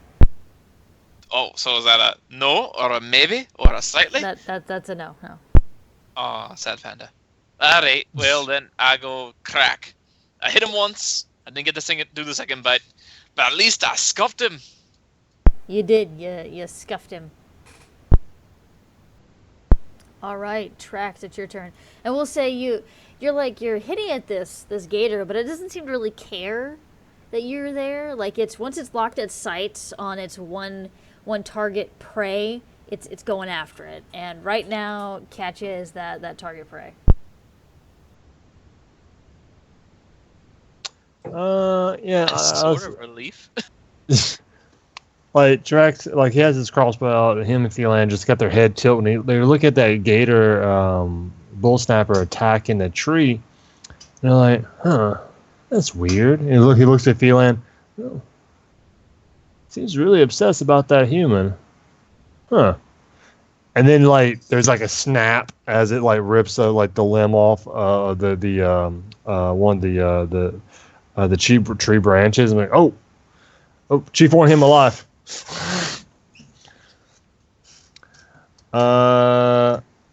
Yeah, so let's see here. I'm going to move about here. And like this is like Trax has Pathfinder. So what he's doing is he's actually hopping on little rocks that's right underneath the water. So he's just like hop, hop, hop, hop, hop. Let's see here. How tall is this building? Right here next to the snapper. That building. So all of these buildings are definitely human-sized. That one's partially sunken, so like this area over here is like further down than this area. So this area is probably a good 10, 12 feet, whereas this area over here is closer to like 6 because it's so partially sunken. So can I see over it? Like, could I see like this? Oh yeah, that's kind of how you guys were able to see him, because the whole foundation of this is sunken. It's kind of at an angle. And then this one is almost completely submerged. That's how this one wasn't really blocking line of sight to the gator up there. Alright, so I want to do something really stupid. Because I'm Trax, is what I do. Famous last words. Yeah, I know, right? So I can make where is it? I have a thing that allows me to do it. Yeah, I'm skilled, so I get an additional attack during my activation. So all I have to do is I feel on me, and he's going to use his whelp action. One second, guys. Okay. Yeah, he's going to use his whelp action to draw my my pistol. So he's going to have the grappling pistol, and he's just going to pull out the holster and put it in my hand. So what I would like to do, Megan, is I would like to use a slight jump hop after I moved here, grappling pistol this with a shot, and then like zip line myself up here and then shoot it one-handed with the crossbow at that guy. Because it's essentially it's two attacks. I'm attacking with the grappling pistol, which once I hit, it zip lines me to there, and then I shoot something with my second attack. It sounds pretty badass, honestly. Do you have like a rope use or a thingy to swing yourself? Like you can make the attack roll. I pray for your success. Yeah, All right. Yeah. So the attack roll. So your which would be +5. All right.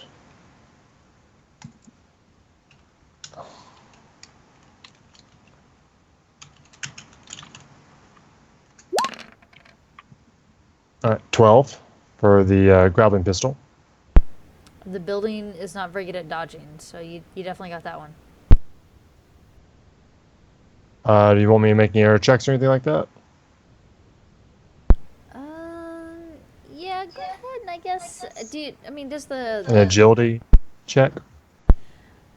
yeah, I guess does the grappling pistol, in order to like pull you like that, are there any checks required, or is it just like it reels you Just in? does it. It just does it, but I would imagine like an agility check or something, because the shenanigans I'm trying to do with it, instead of just pulling me directly up, I'm trying to like zip line me over there. Fair enough. Yeah, we'll do that. Let's see. What's a good one? Do you have let's see.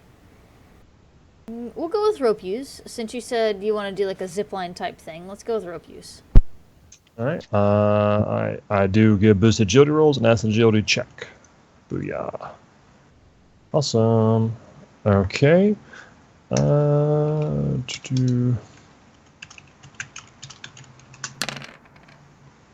right, 16. Alright, that's pretty damn good. All right, and with that, I will then take my second attack, and one-handed, so I get a -2 to this. I will shoot my crossbow. All right, and 1 second.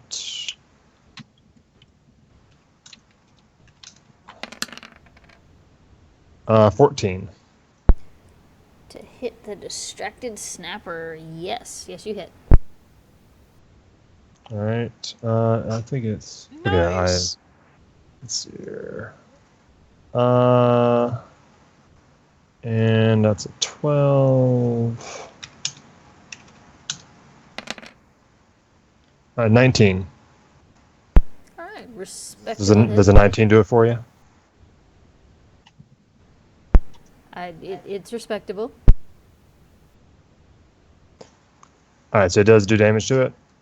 Yeah, it like thunks in the side, like in the shoulder of the snapper, and it's still kind of digging at that tree and kind of, but you definitely bothered its shoulder some. Like it's digging less with its left shoulder and more with its right now. Yeah. So after hopping these stones, and I'm on the edge of this, I'm gonna yell towards the chief. Hey, chief, don't worry, I'm on it.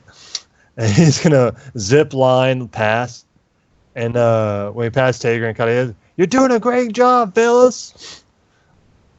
And then, like, midair, like, landing, pull the crossbow in one hand and just shoot the bolt at it. I have to do something, though, if you'll allow it, GM. I need to make a perception, or, well, I'm sorry. I need to be able to see this, because I have to be, if I don't see it, I'll never believe him, honestly. So I got to be able to see.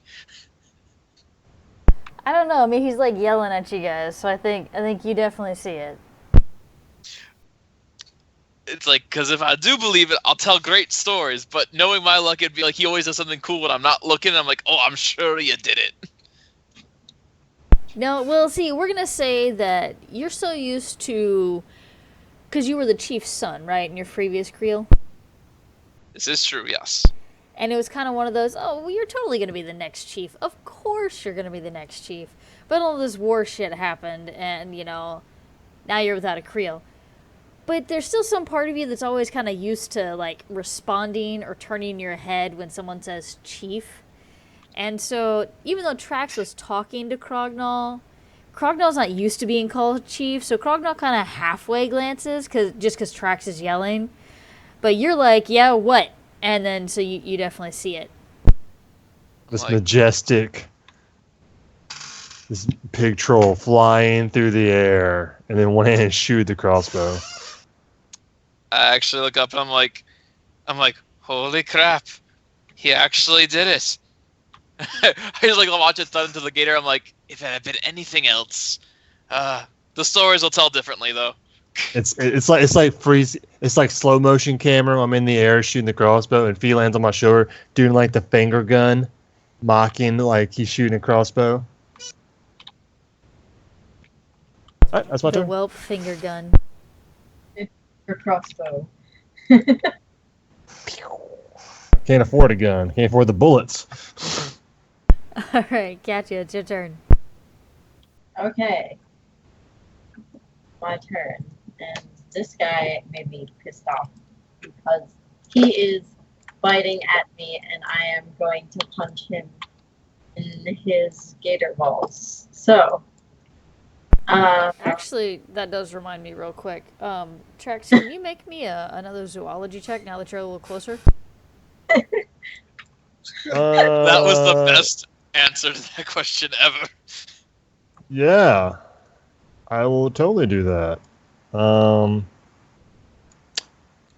Okay. You know what? I have one last beep. I'm gonna go ahead and use that. Seems important. So we're gonna make this boosted. So 15. All right. That Oh, actually. and it's a crit. Oh, you get the feat point back, don't you? All right. So that actually tells you two things. The first main thing is that you just remembered as you see the beast kind of snapping at the tree, you're like, oh yeah, I've seen this before. I've seen snappers going and attacking Tegrin before. I've seen that because Gatormen use them in battles. Yeah, I know that. They're used like little shock troopers by Gators. You know that. You're not sure if these ones are controlled by Gators right now, but you do know that they're common ones. The other thing you notice is that you're not entirely certain, but looking at it, because you got one that's kind of jumping up at people and then another one's kind of jumping up at a tree. This is definitely a mated pair. This is not two random snappers that happen to be together, because snappers generally are territorial, but this is a mated pair. And they're kind of like ducks, right? They like hang out, or well, not ducks, but like most birds, they kind of mate for life and everything, Yep. And Sand cranes mate for life. it's funny. Katya's talking about like crushing balls because the one that Katya's attacking right now is actually the female. The male is attacking the tree where the human is. And the male attacking something just so single-mindedly makes you think that sure, there's a tasty human in that tree, but the tasty human is actually probably close to either some young or a nest of some type. And that's probably why the bull is so focused on that tree and the threat inside of it.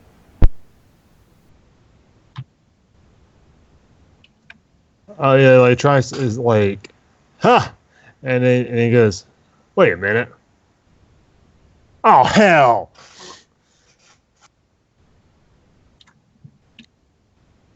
Okay, Katya, back to you. okay, so I'm going. Now you definitely don't know the physical difference between male and female snappers, so you're totally kicking it in the balls. And it's lady balls. Okay. Yes. It is Matt. It is Matt. Yes.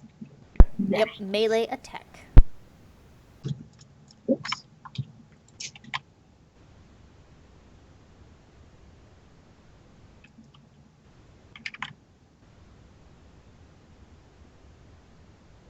That's my attack.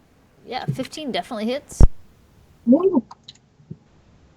And my damage is P plus S. Yes. Okay. Plus 1 Plus 1. from my strength bonus. Thank you. Because Krognaw is the ultimate bro chief. How about that? All right. Yeah, that was a nice chunk, and it's a crit too, so you get a feat point back if you're not already at 3. No, I think I'm at 3. Does your weapon do anything special on a crit? Nope. I don't know. I can't reach. Gotcha. I can boost my attack with a feat point, but I don't have any special. Oh, that's fine. Just some weapons have crit effects. No, I have an additional die on damage. Yeah, I think the special thing about hers is the reach. But yeah, you took a sizable chunk right out of her. You're not sure. It,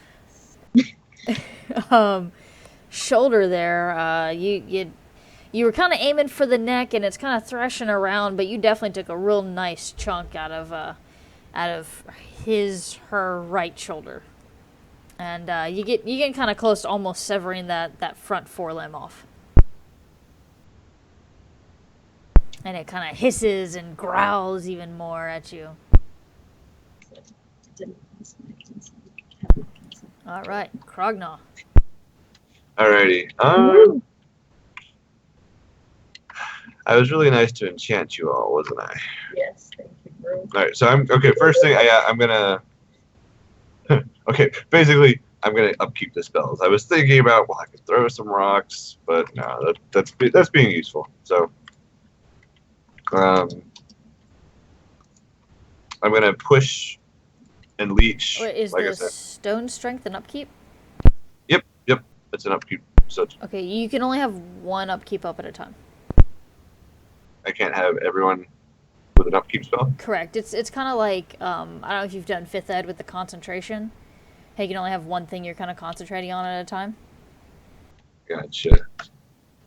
Well, in that case, Yeah, and I I'm think it's one offensive upkeep and one defensive upkeep.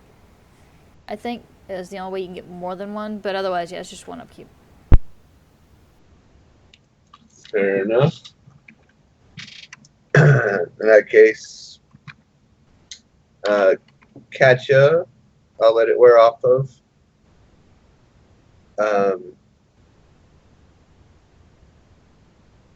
And Tigran at this point as well. But I'll have Brooke Van Tigran's side. Brooke smash. So That's it, smash. Brooke Fancy. smash. fancy smash.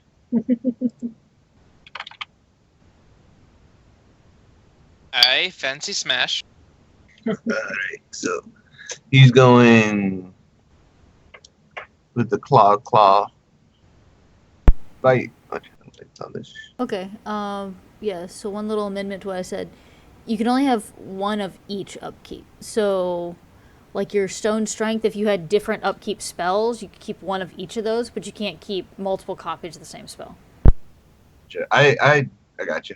So it's just gonna be on Bruck for right now, but he'll still go 3 Fury.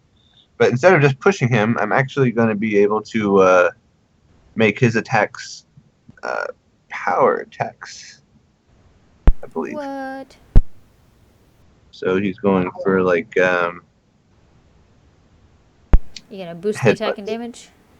Oh, you mean actual like power attack? You're gonna headbutt him.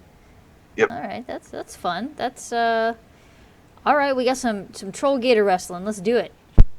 all right. So Also, Brooke's token is a little too tiny compared to Tigran. I'm sorry, Tigran. but so let's see. Now it's just regular attack, but there's something special that happens if he hits. His mat is. All right. So 5. Alrighty. Attack roll. 2, 6.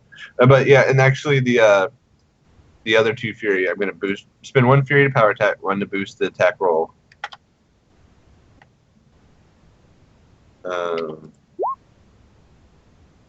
Fudge.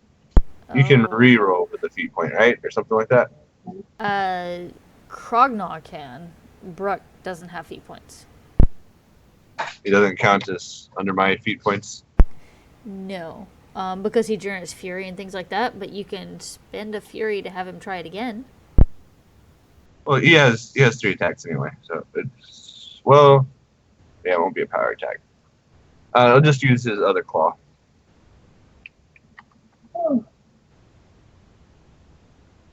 Perfect. The one I didn't spend anything boosting. So it'll be a boosted damage roll on this one now. Okay. All right, and that'll be the 3rd Fury, and his damage is and then +1 for the spell bonus. So it's gonna say attack roll, but it's a different roll. Yeah, that's fine. Oh, 27. Nice. Mhm. So.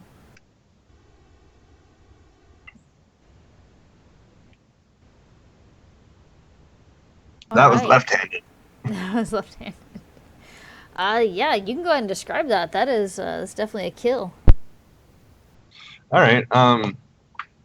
Basically, Brooke sees this beast attacking his party members, and Tagrin going at it with his swinging spiked clubs and stuff. And Brooke gets really angry when it bites his friend. So he actually almost knocks Tagrin over. It just because Tagrin was almost in the way, as he just jumps on its back and starts driving its claws into its eyes, and it from the back of the creature behind its snapping jaws just starts wailing on it, just unleashing a furious barrage, as it were.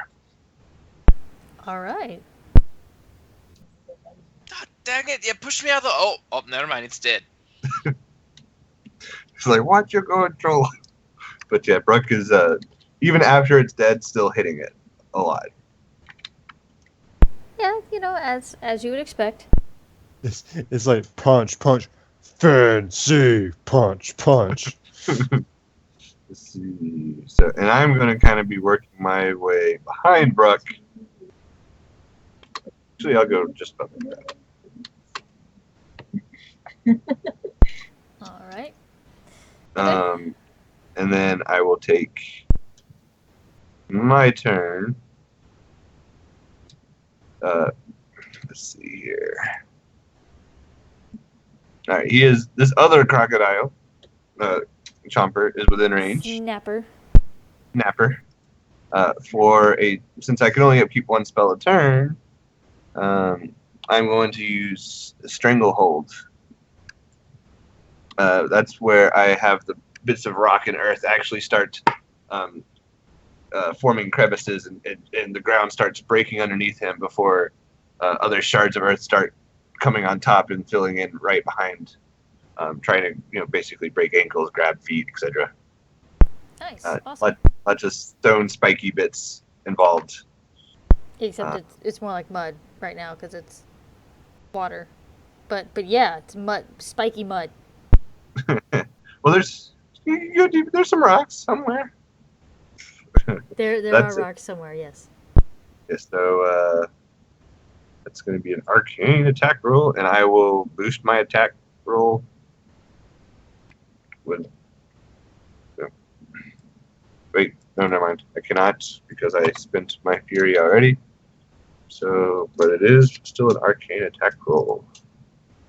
It's going to be 1, 6 plus. Ooh, that will miss, unfortunately. Alrighty. Well, that's what I can do.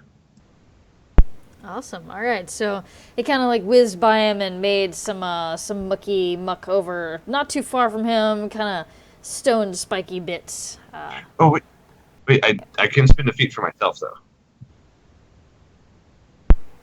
Yeah, you can spend feet points on yourself. So I'll re-roll that if I could. Yeah, sure. All right. I'll spend a feat. I spend 2.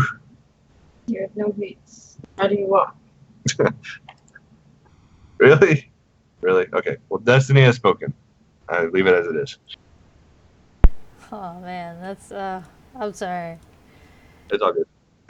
All right, well, it is the bull snapper's turn. He's gonna attack this tree again.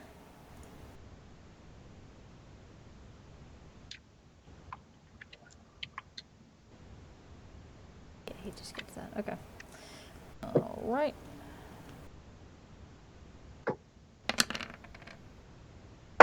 Okie dokie. He actually does a nice chunk of change there. Do the tree. So the tree is not looking too good. It starts to kind of hear the branches and stuff kind of crack and snap from the vigorous scratching and clawing that this gator or the snapper is doing at this tree, and it starts to kind of lean because he's digging he's digging this one spot, this one location, just trying to like bite and claw and get at this tree and get at this guy. And you hear the man up in the tree kind of it's a very manly sound, but it sounds very much like eep as he kind of scrambles more towards the back of the tree as the tree starts to lean down. And he more vigorously starts to wave and starts yelling louder, thinking that that's apparently the reason why you guys have not saved him yet, is obviously you weren't able to hear him before. Yep. Can I take a free action? Yeah, Do I have to wait until my turn? No, what's up? Well, I'm just gonna be like, wait your turn. What language do you say that in? Oh shit, what languages do I speak as in this? This language is like Aran or something. That's what you speak. Well, you definitely Or- all know the troll language, otherwise you Yeah. wouldn't be able to communicate. Please tell me Katia says that, and like she's pointing the humongous katana of the claymore at the guy at the tree, Wait your turn. like not threatening at all. His waving gets slightly less vigorous. All right, Tigran, you have a dead snapper in front of you, and then not far from you is another snapper who is currently very, very, very determined to get this dude out of this tree. I say it's time for a relentless charge across the bog.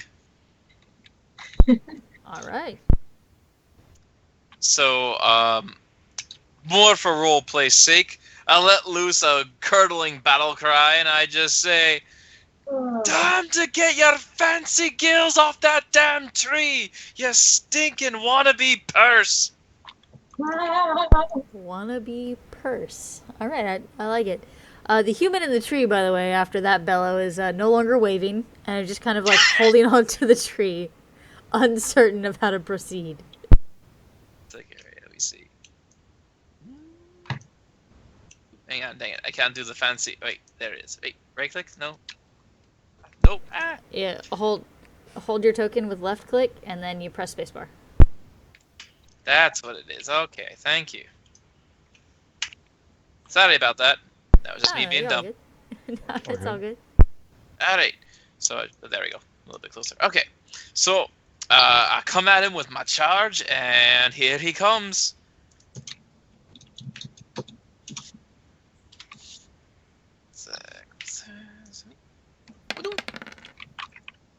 Ooh! Nice. Yeah, that definitely hits. Oh, here it comes now.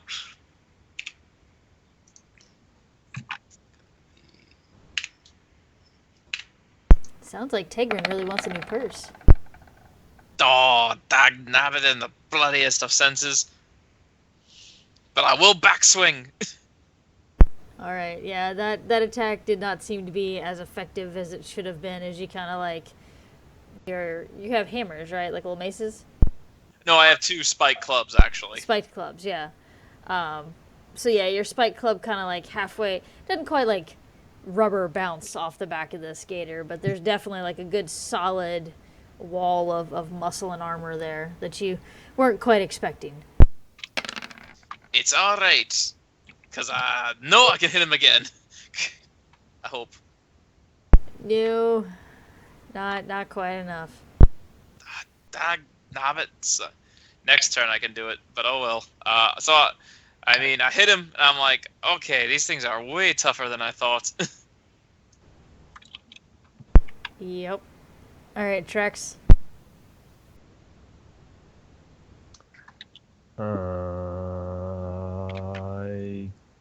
Okay. So Yes, the tree's this like is a IK. half. Is okay.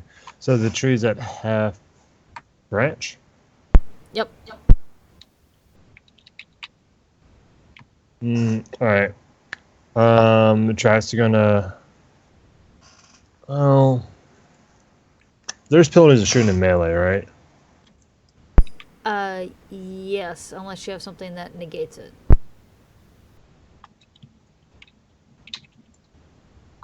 Don't think I do yet. Nope, I don't have that yet. All right, I don't want to shoot Tagrin. So I am going to leap. Use my ground pistol. I want to shoot this. Like, can I hit a branch with the grappling pistol? I don't know. Give me a attack roll. Can you hit a branch? Sure.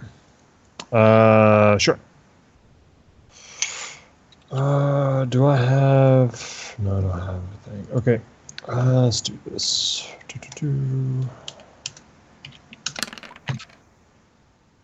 13?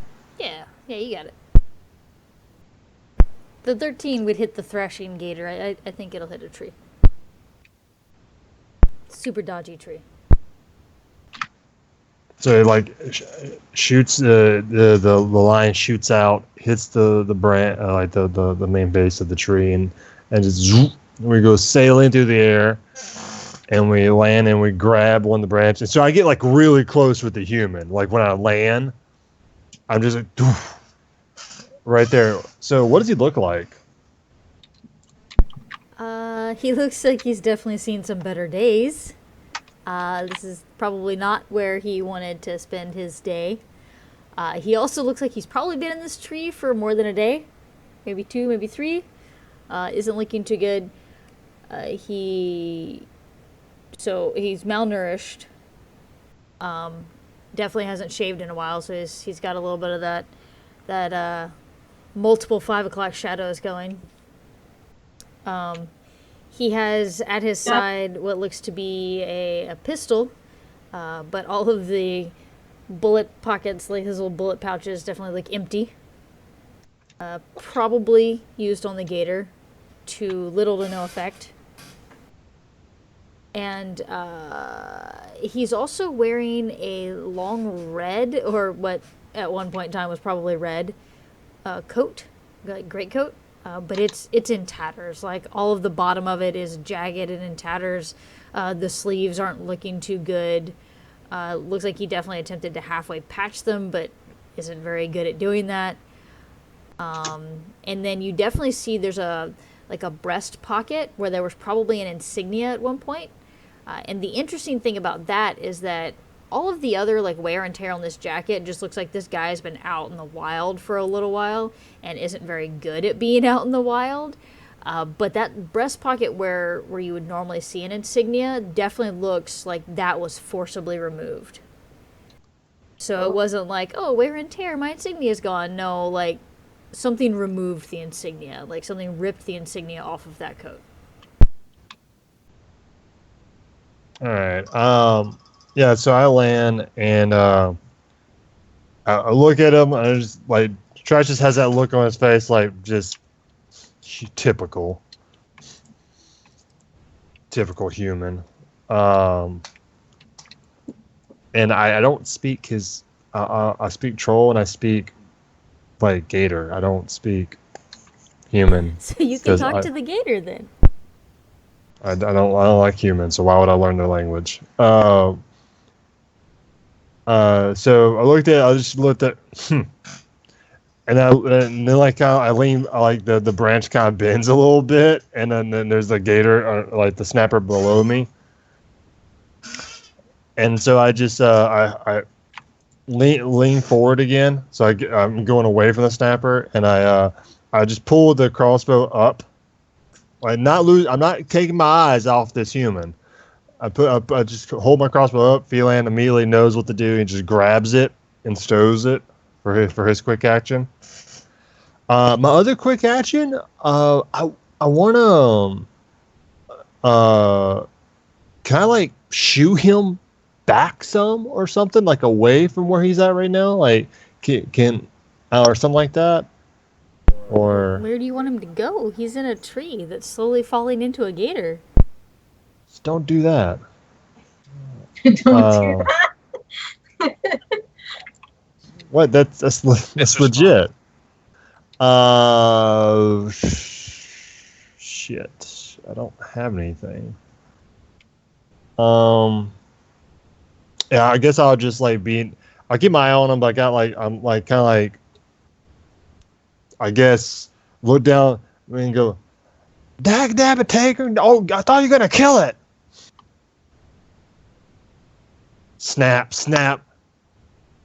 I'm like, I just look up. I'm like, oh, I don't see you down here wailing on it. Well, you know, I don't like getting that close. Snap. Impersonal. It's like, there's only excuses, is what I'm hearing. Phelan's gonna shake a fist at Tegrin, and then Phelan's gonna realize he took his eyes off the human. He's gonna immediately turn back and look at the human, and do like 2 fingers at his eyes, and then 1 finger point at the human. I see Phelan do it as I look at him and go, and I know he doesn't understand me. But I just like that knob, like, oh yeah, we're watching you. All right, that's my turn. All right, Katya. Woo! Okay. I have this awesome rage because anger and kill taken from stuff. I'm gonna relentless charge this gator right here. Oh, Yes. hold up. There's one tiny What? problem. What? This building is technically an obstacle. It's going to be a linear obstacle. Well, no, you have relentless charge. That gets over linear obstacles too, right? I don't know. It just says I just have right here ignore Hang on. penalties for rough terrain. Hang on, relentless charge. I got it right here. Hang on 1 sec. The character ignores penalties from rough terrain during an activation phase in which they charge. Yes, so that's what we have. Okay. Then it probably goes over the linear obstacle then too. I can look into it later, but we'll let it go for now. So yeah, go ahead. Okay, so I am basically going to relentless charge it and angrily hack away at it. Yes, so anger. I am going to use a feat point to attack. Where is this? Okay, to boost it.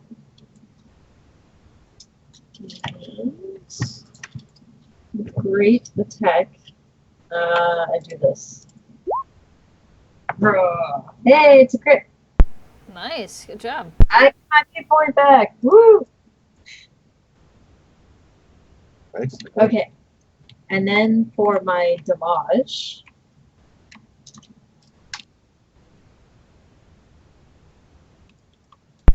All right, yeah, that's respectable. You took a nice sizable chunk out of him. Do you want to describe how you're hitting him when you charge up? Oh, did I kill him? No. It's just like, how do you want to describe your your relentless charge? Because part of your relentless charge, you like jumped off of the roof of a sunken building. Yeah. It's basically like shit. It's partner, friend, whatever bit me. I am angry. Someone stole my kill. I'm going to kill this one. So it's like, oh god damn it, running off the building, jumping down, like ah. Just pole vaults and elf flips in full plate is the Yeah, same way you that you know. elf sneak around in full plate. You know, elfy stuff. Elf, Hashtag just pole vault, flip, and full plate. I like that. That works. All right, Krognaw, it's all you. Alright, that said, I'm going to be moving forward as well. My full amount. Is it difficult terrain crossing over like this? This is the landy parts, right? Yeah, you're mostly in the landy parts. There's a little bit of water here, but you should be good. That said, Bruck will follow me. He sees Well, he'll kind of like halfway follow me. He's gonna go half speed. So like that, because he doesn't want to leave behind the thing he already killed. So he's dragging it with him.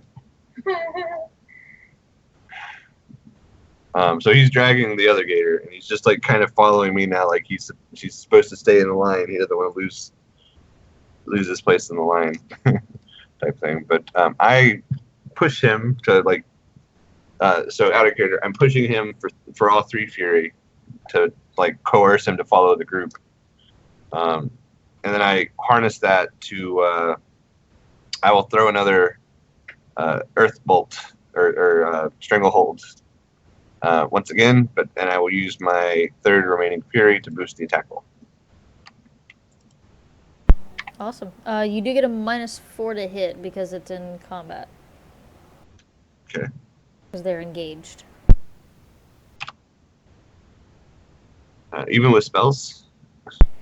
Yeah, I do think it applies. Let me recheck real quick. Okay, and it range attacks, but there's a whole different attack stat magic. You put 0. What the hell? Oh, never mind. Magic attack roll does not suffer the target melee attack roll penalty. Okay. Well, wait, no. When the attacker is in melee with the target. So if you were in melee, it would not suffer the...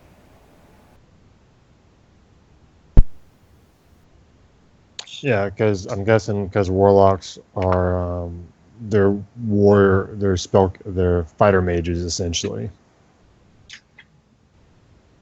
I'm guessing.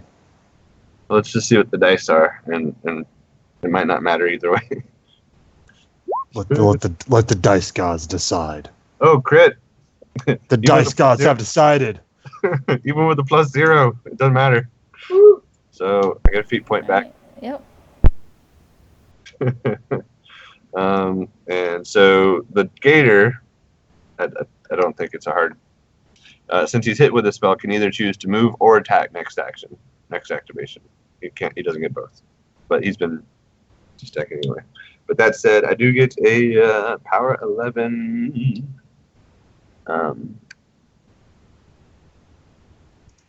Arcane attack roll. I got it right here if you want me to read it a little bit. So this is the damage from stones and stuff. Sweet. Stones and stuff damage. Alright, so stones and stuff kind of attack him from above while his feet are getting all like sucked into the ground by this muck and stuff that's coming up around him, and he's all hissing and snapping wildly because he's not quite sure why suddenly the ground beneath him is betraying him. I want to even say, since it's swampy and watery, like the ground's like actually a lot of the swamp around him is bubbling from the air being released, and like the muck just like sinking unexpectedly and stuff. Yes, definitely. All right. And that's me this turn. Awesome. All right. All right. So he now has a target-rich environment.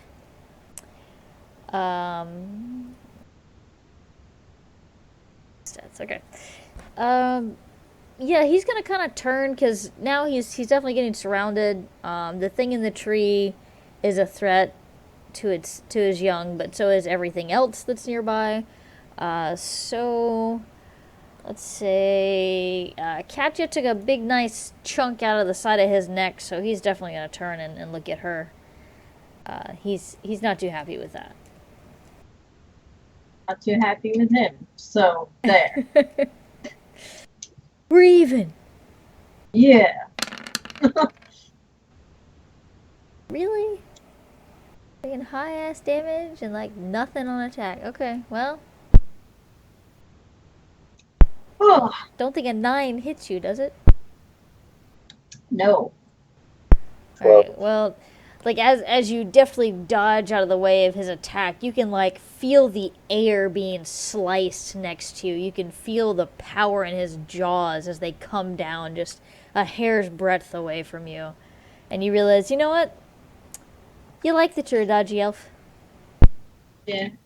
A tanky dodgy, oh, excuse me, a plate wearing dodgy elf. Yes, yes. Sneaky. Just keep adding the adjectives. All Why? right, David. Venerable. That's you. Alright, so actually I'm like, since I can tell, you know what, I see that this is a time for one of my fell calls I haven't used in quite some time.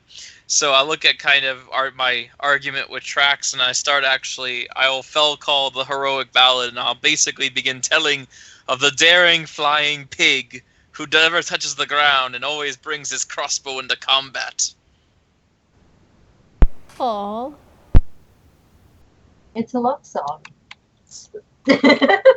Hey, don't hate on our bromance. It's like, no, because this is because what it does is it gives you fearless, and all Trollkin in my command range have a +2 to melee attack rolls. Am I an honorary Trollkin? Nope, you're an angry elf. You deal with your problems. No. I don't deal with my problems. I fight things, and that's how I ignore my problems. Hence why you're an angry elf.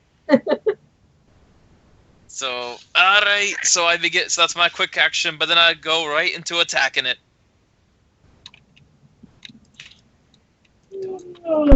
Sorry, you said there was a flying pig, so I'm just imagining like a little pig with wings. Okay. Well, see, Oh, we've man. been talking about this for a long time. Everyone who's ever made a conditional when pigs fly now has to do that thing. Yes. So, let me guess, does it really not hit that at all? Yeah, that's AC or defense 12. I'll use my last Sorry. feat point. This is driving me nuts, honestly. I show your rolls, man.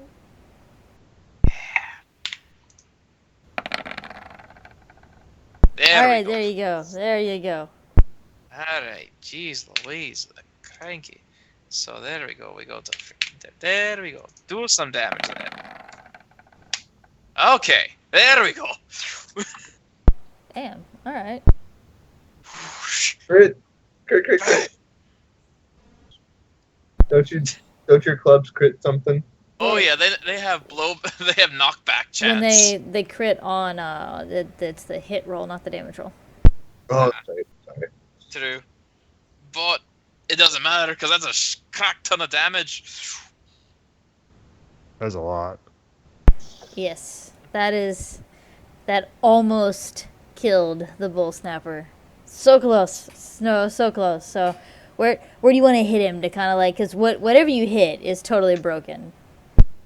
Well, actually, because I see it go right at Katya, and I start saying that, so as it takes the bite over her head, I actually bring the first club to try to knock it away, but I realize that didn't work, so I just bring down the other one hard on its mouth and snout. It's like, no! Alright. There's definitely a bunch of snapper teeth now in the water. It's like, and a lot of blood, too. I'm like, Yes. Dak! Yes. It's so, but mind you, the whole time I'm still doing the entire ballad of basically this, mind you, I don't say who it is, so I just keep kind of making it sound like this really epic, basically, this pig. Not trying to make it obvious that it's actually Trax. It's just some pig you saw at some point. Mm-hmm. Alright, Trax, you're up. Yeah, I'm looking for it, and I'm failing miserably. What's the penalty for shooting melee? I think it's a -4. Okay. Ugh. All right. I'll go ahead and do it. I'll. You don't have like a bayonet or something you can poke him with? I do, but it's terrible. You get a +2 to your attack roll. You're fearless, too. I am fearless. God, it's so pathetic, though. All right. Hold my hat.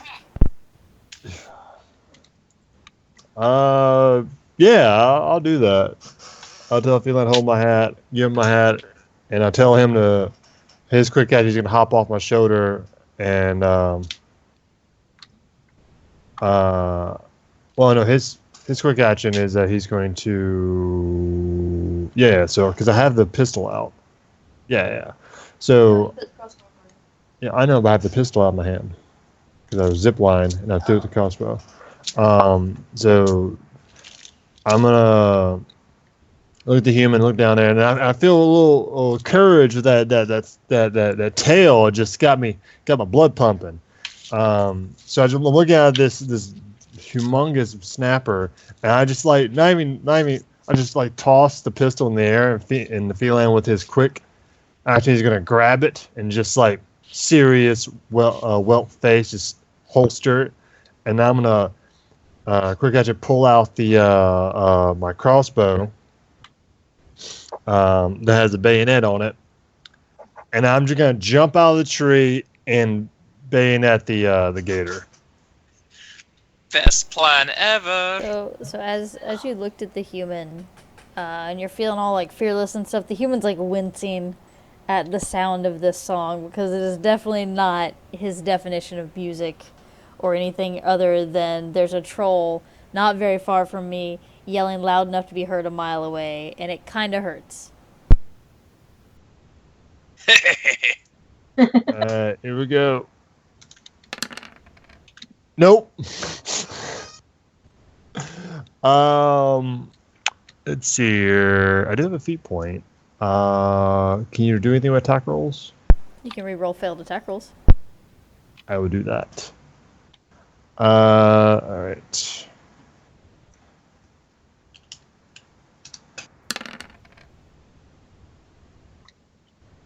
It's 1 point off. It's fine. And is that you added your +2 from Tigran? Yeah, that's with the +2. Aw. I told you I am not good at melee. I am not good at melee. All right. So yeah, I fall down and I hit it, and then I'm just ding ding trying to get in the armor,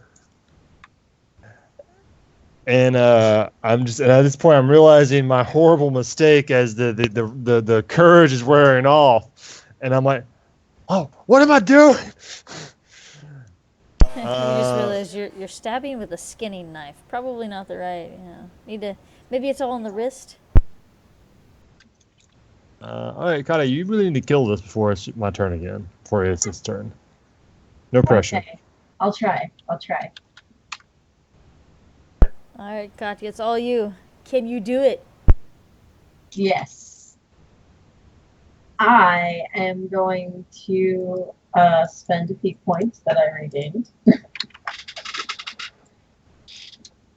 to boost this attack. Oh, wait. Okay, yes.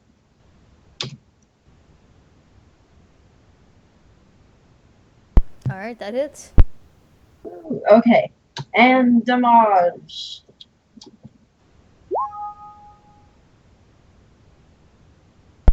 All right. Yeah, that's definitely enough to kill it.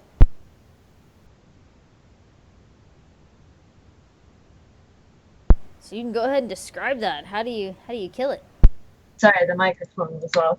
With a last yell, growl, war cry, she's going to like slice downwards and pretty much cuts it in half.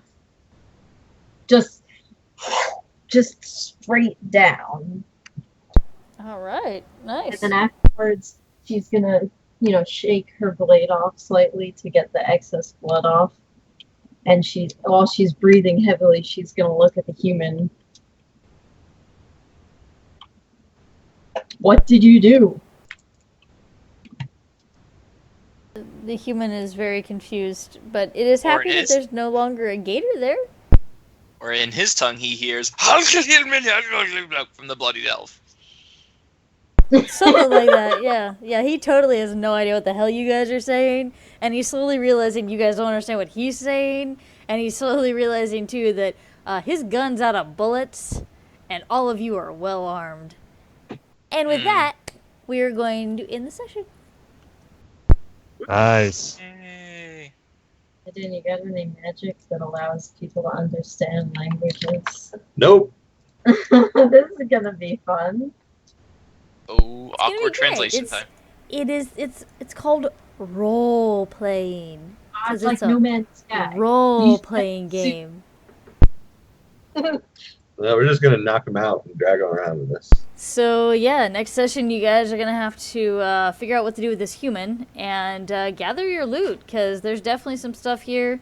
You know, there's some buildings. Some of it's kind of mossy, and some of it you might have to dig out of the mud. But yeah, there's potential loot here, potential goods. Hey.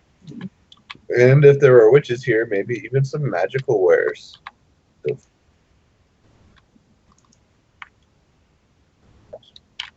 Should be good. All right. It'll be Well, exciting. yeah. Yeah, anyway, it's like way past my bedtime. So, thank you guys all for playing. It was excellent, wonderful. And Yes, thank you. see you guys again, I think, 2 weeks? So the 26th of September will be our next session, same time. Same, oh goodness, there was a line there. Same bat time, same bat channel. Something like that, yeah. Yeah, I don't know. There was something, I don't know. I'm too tired to remember what it was. Anyway, it's great playing with you guys. Let me move you back to the splash page so you don't have to look at dead gators constantly. Okay. And yeah, thank you guys for playing, and see you next time. See you later. Bye.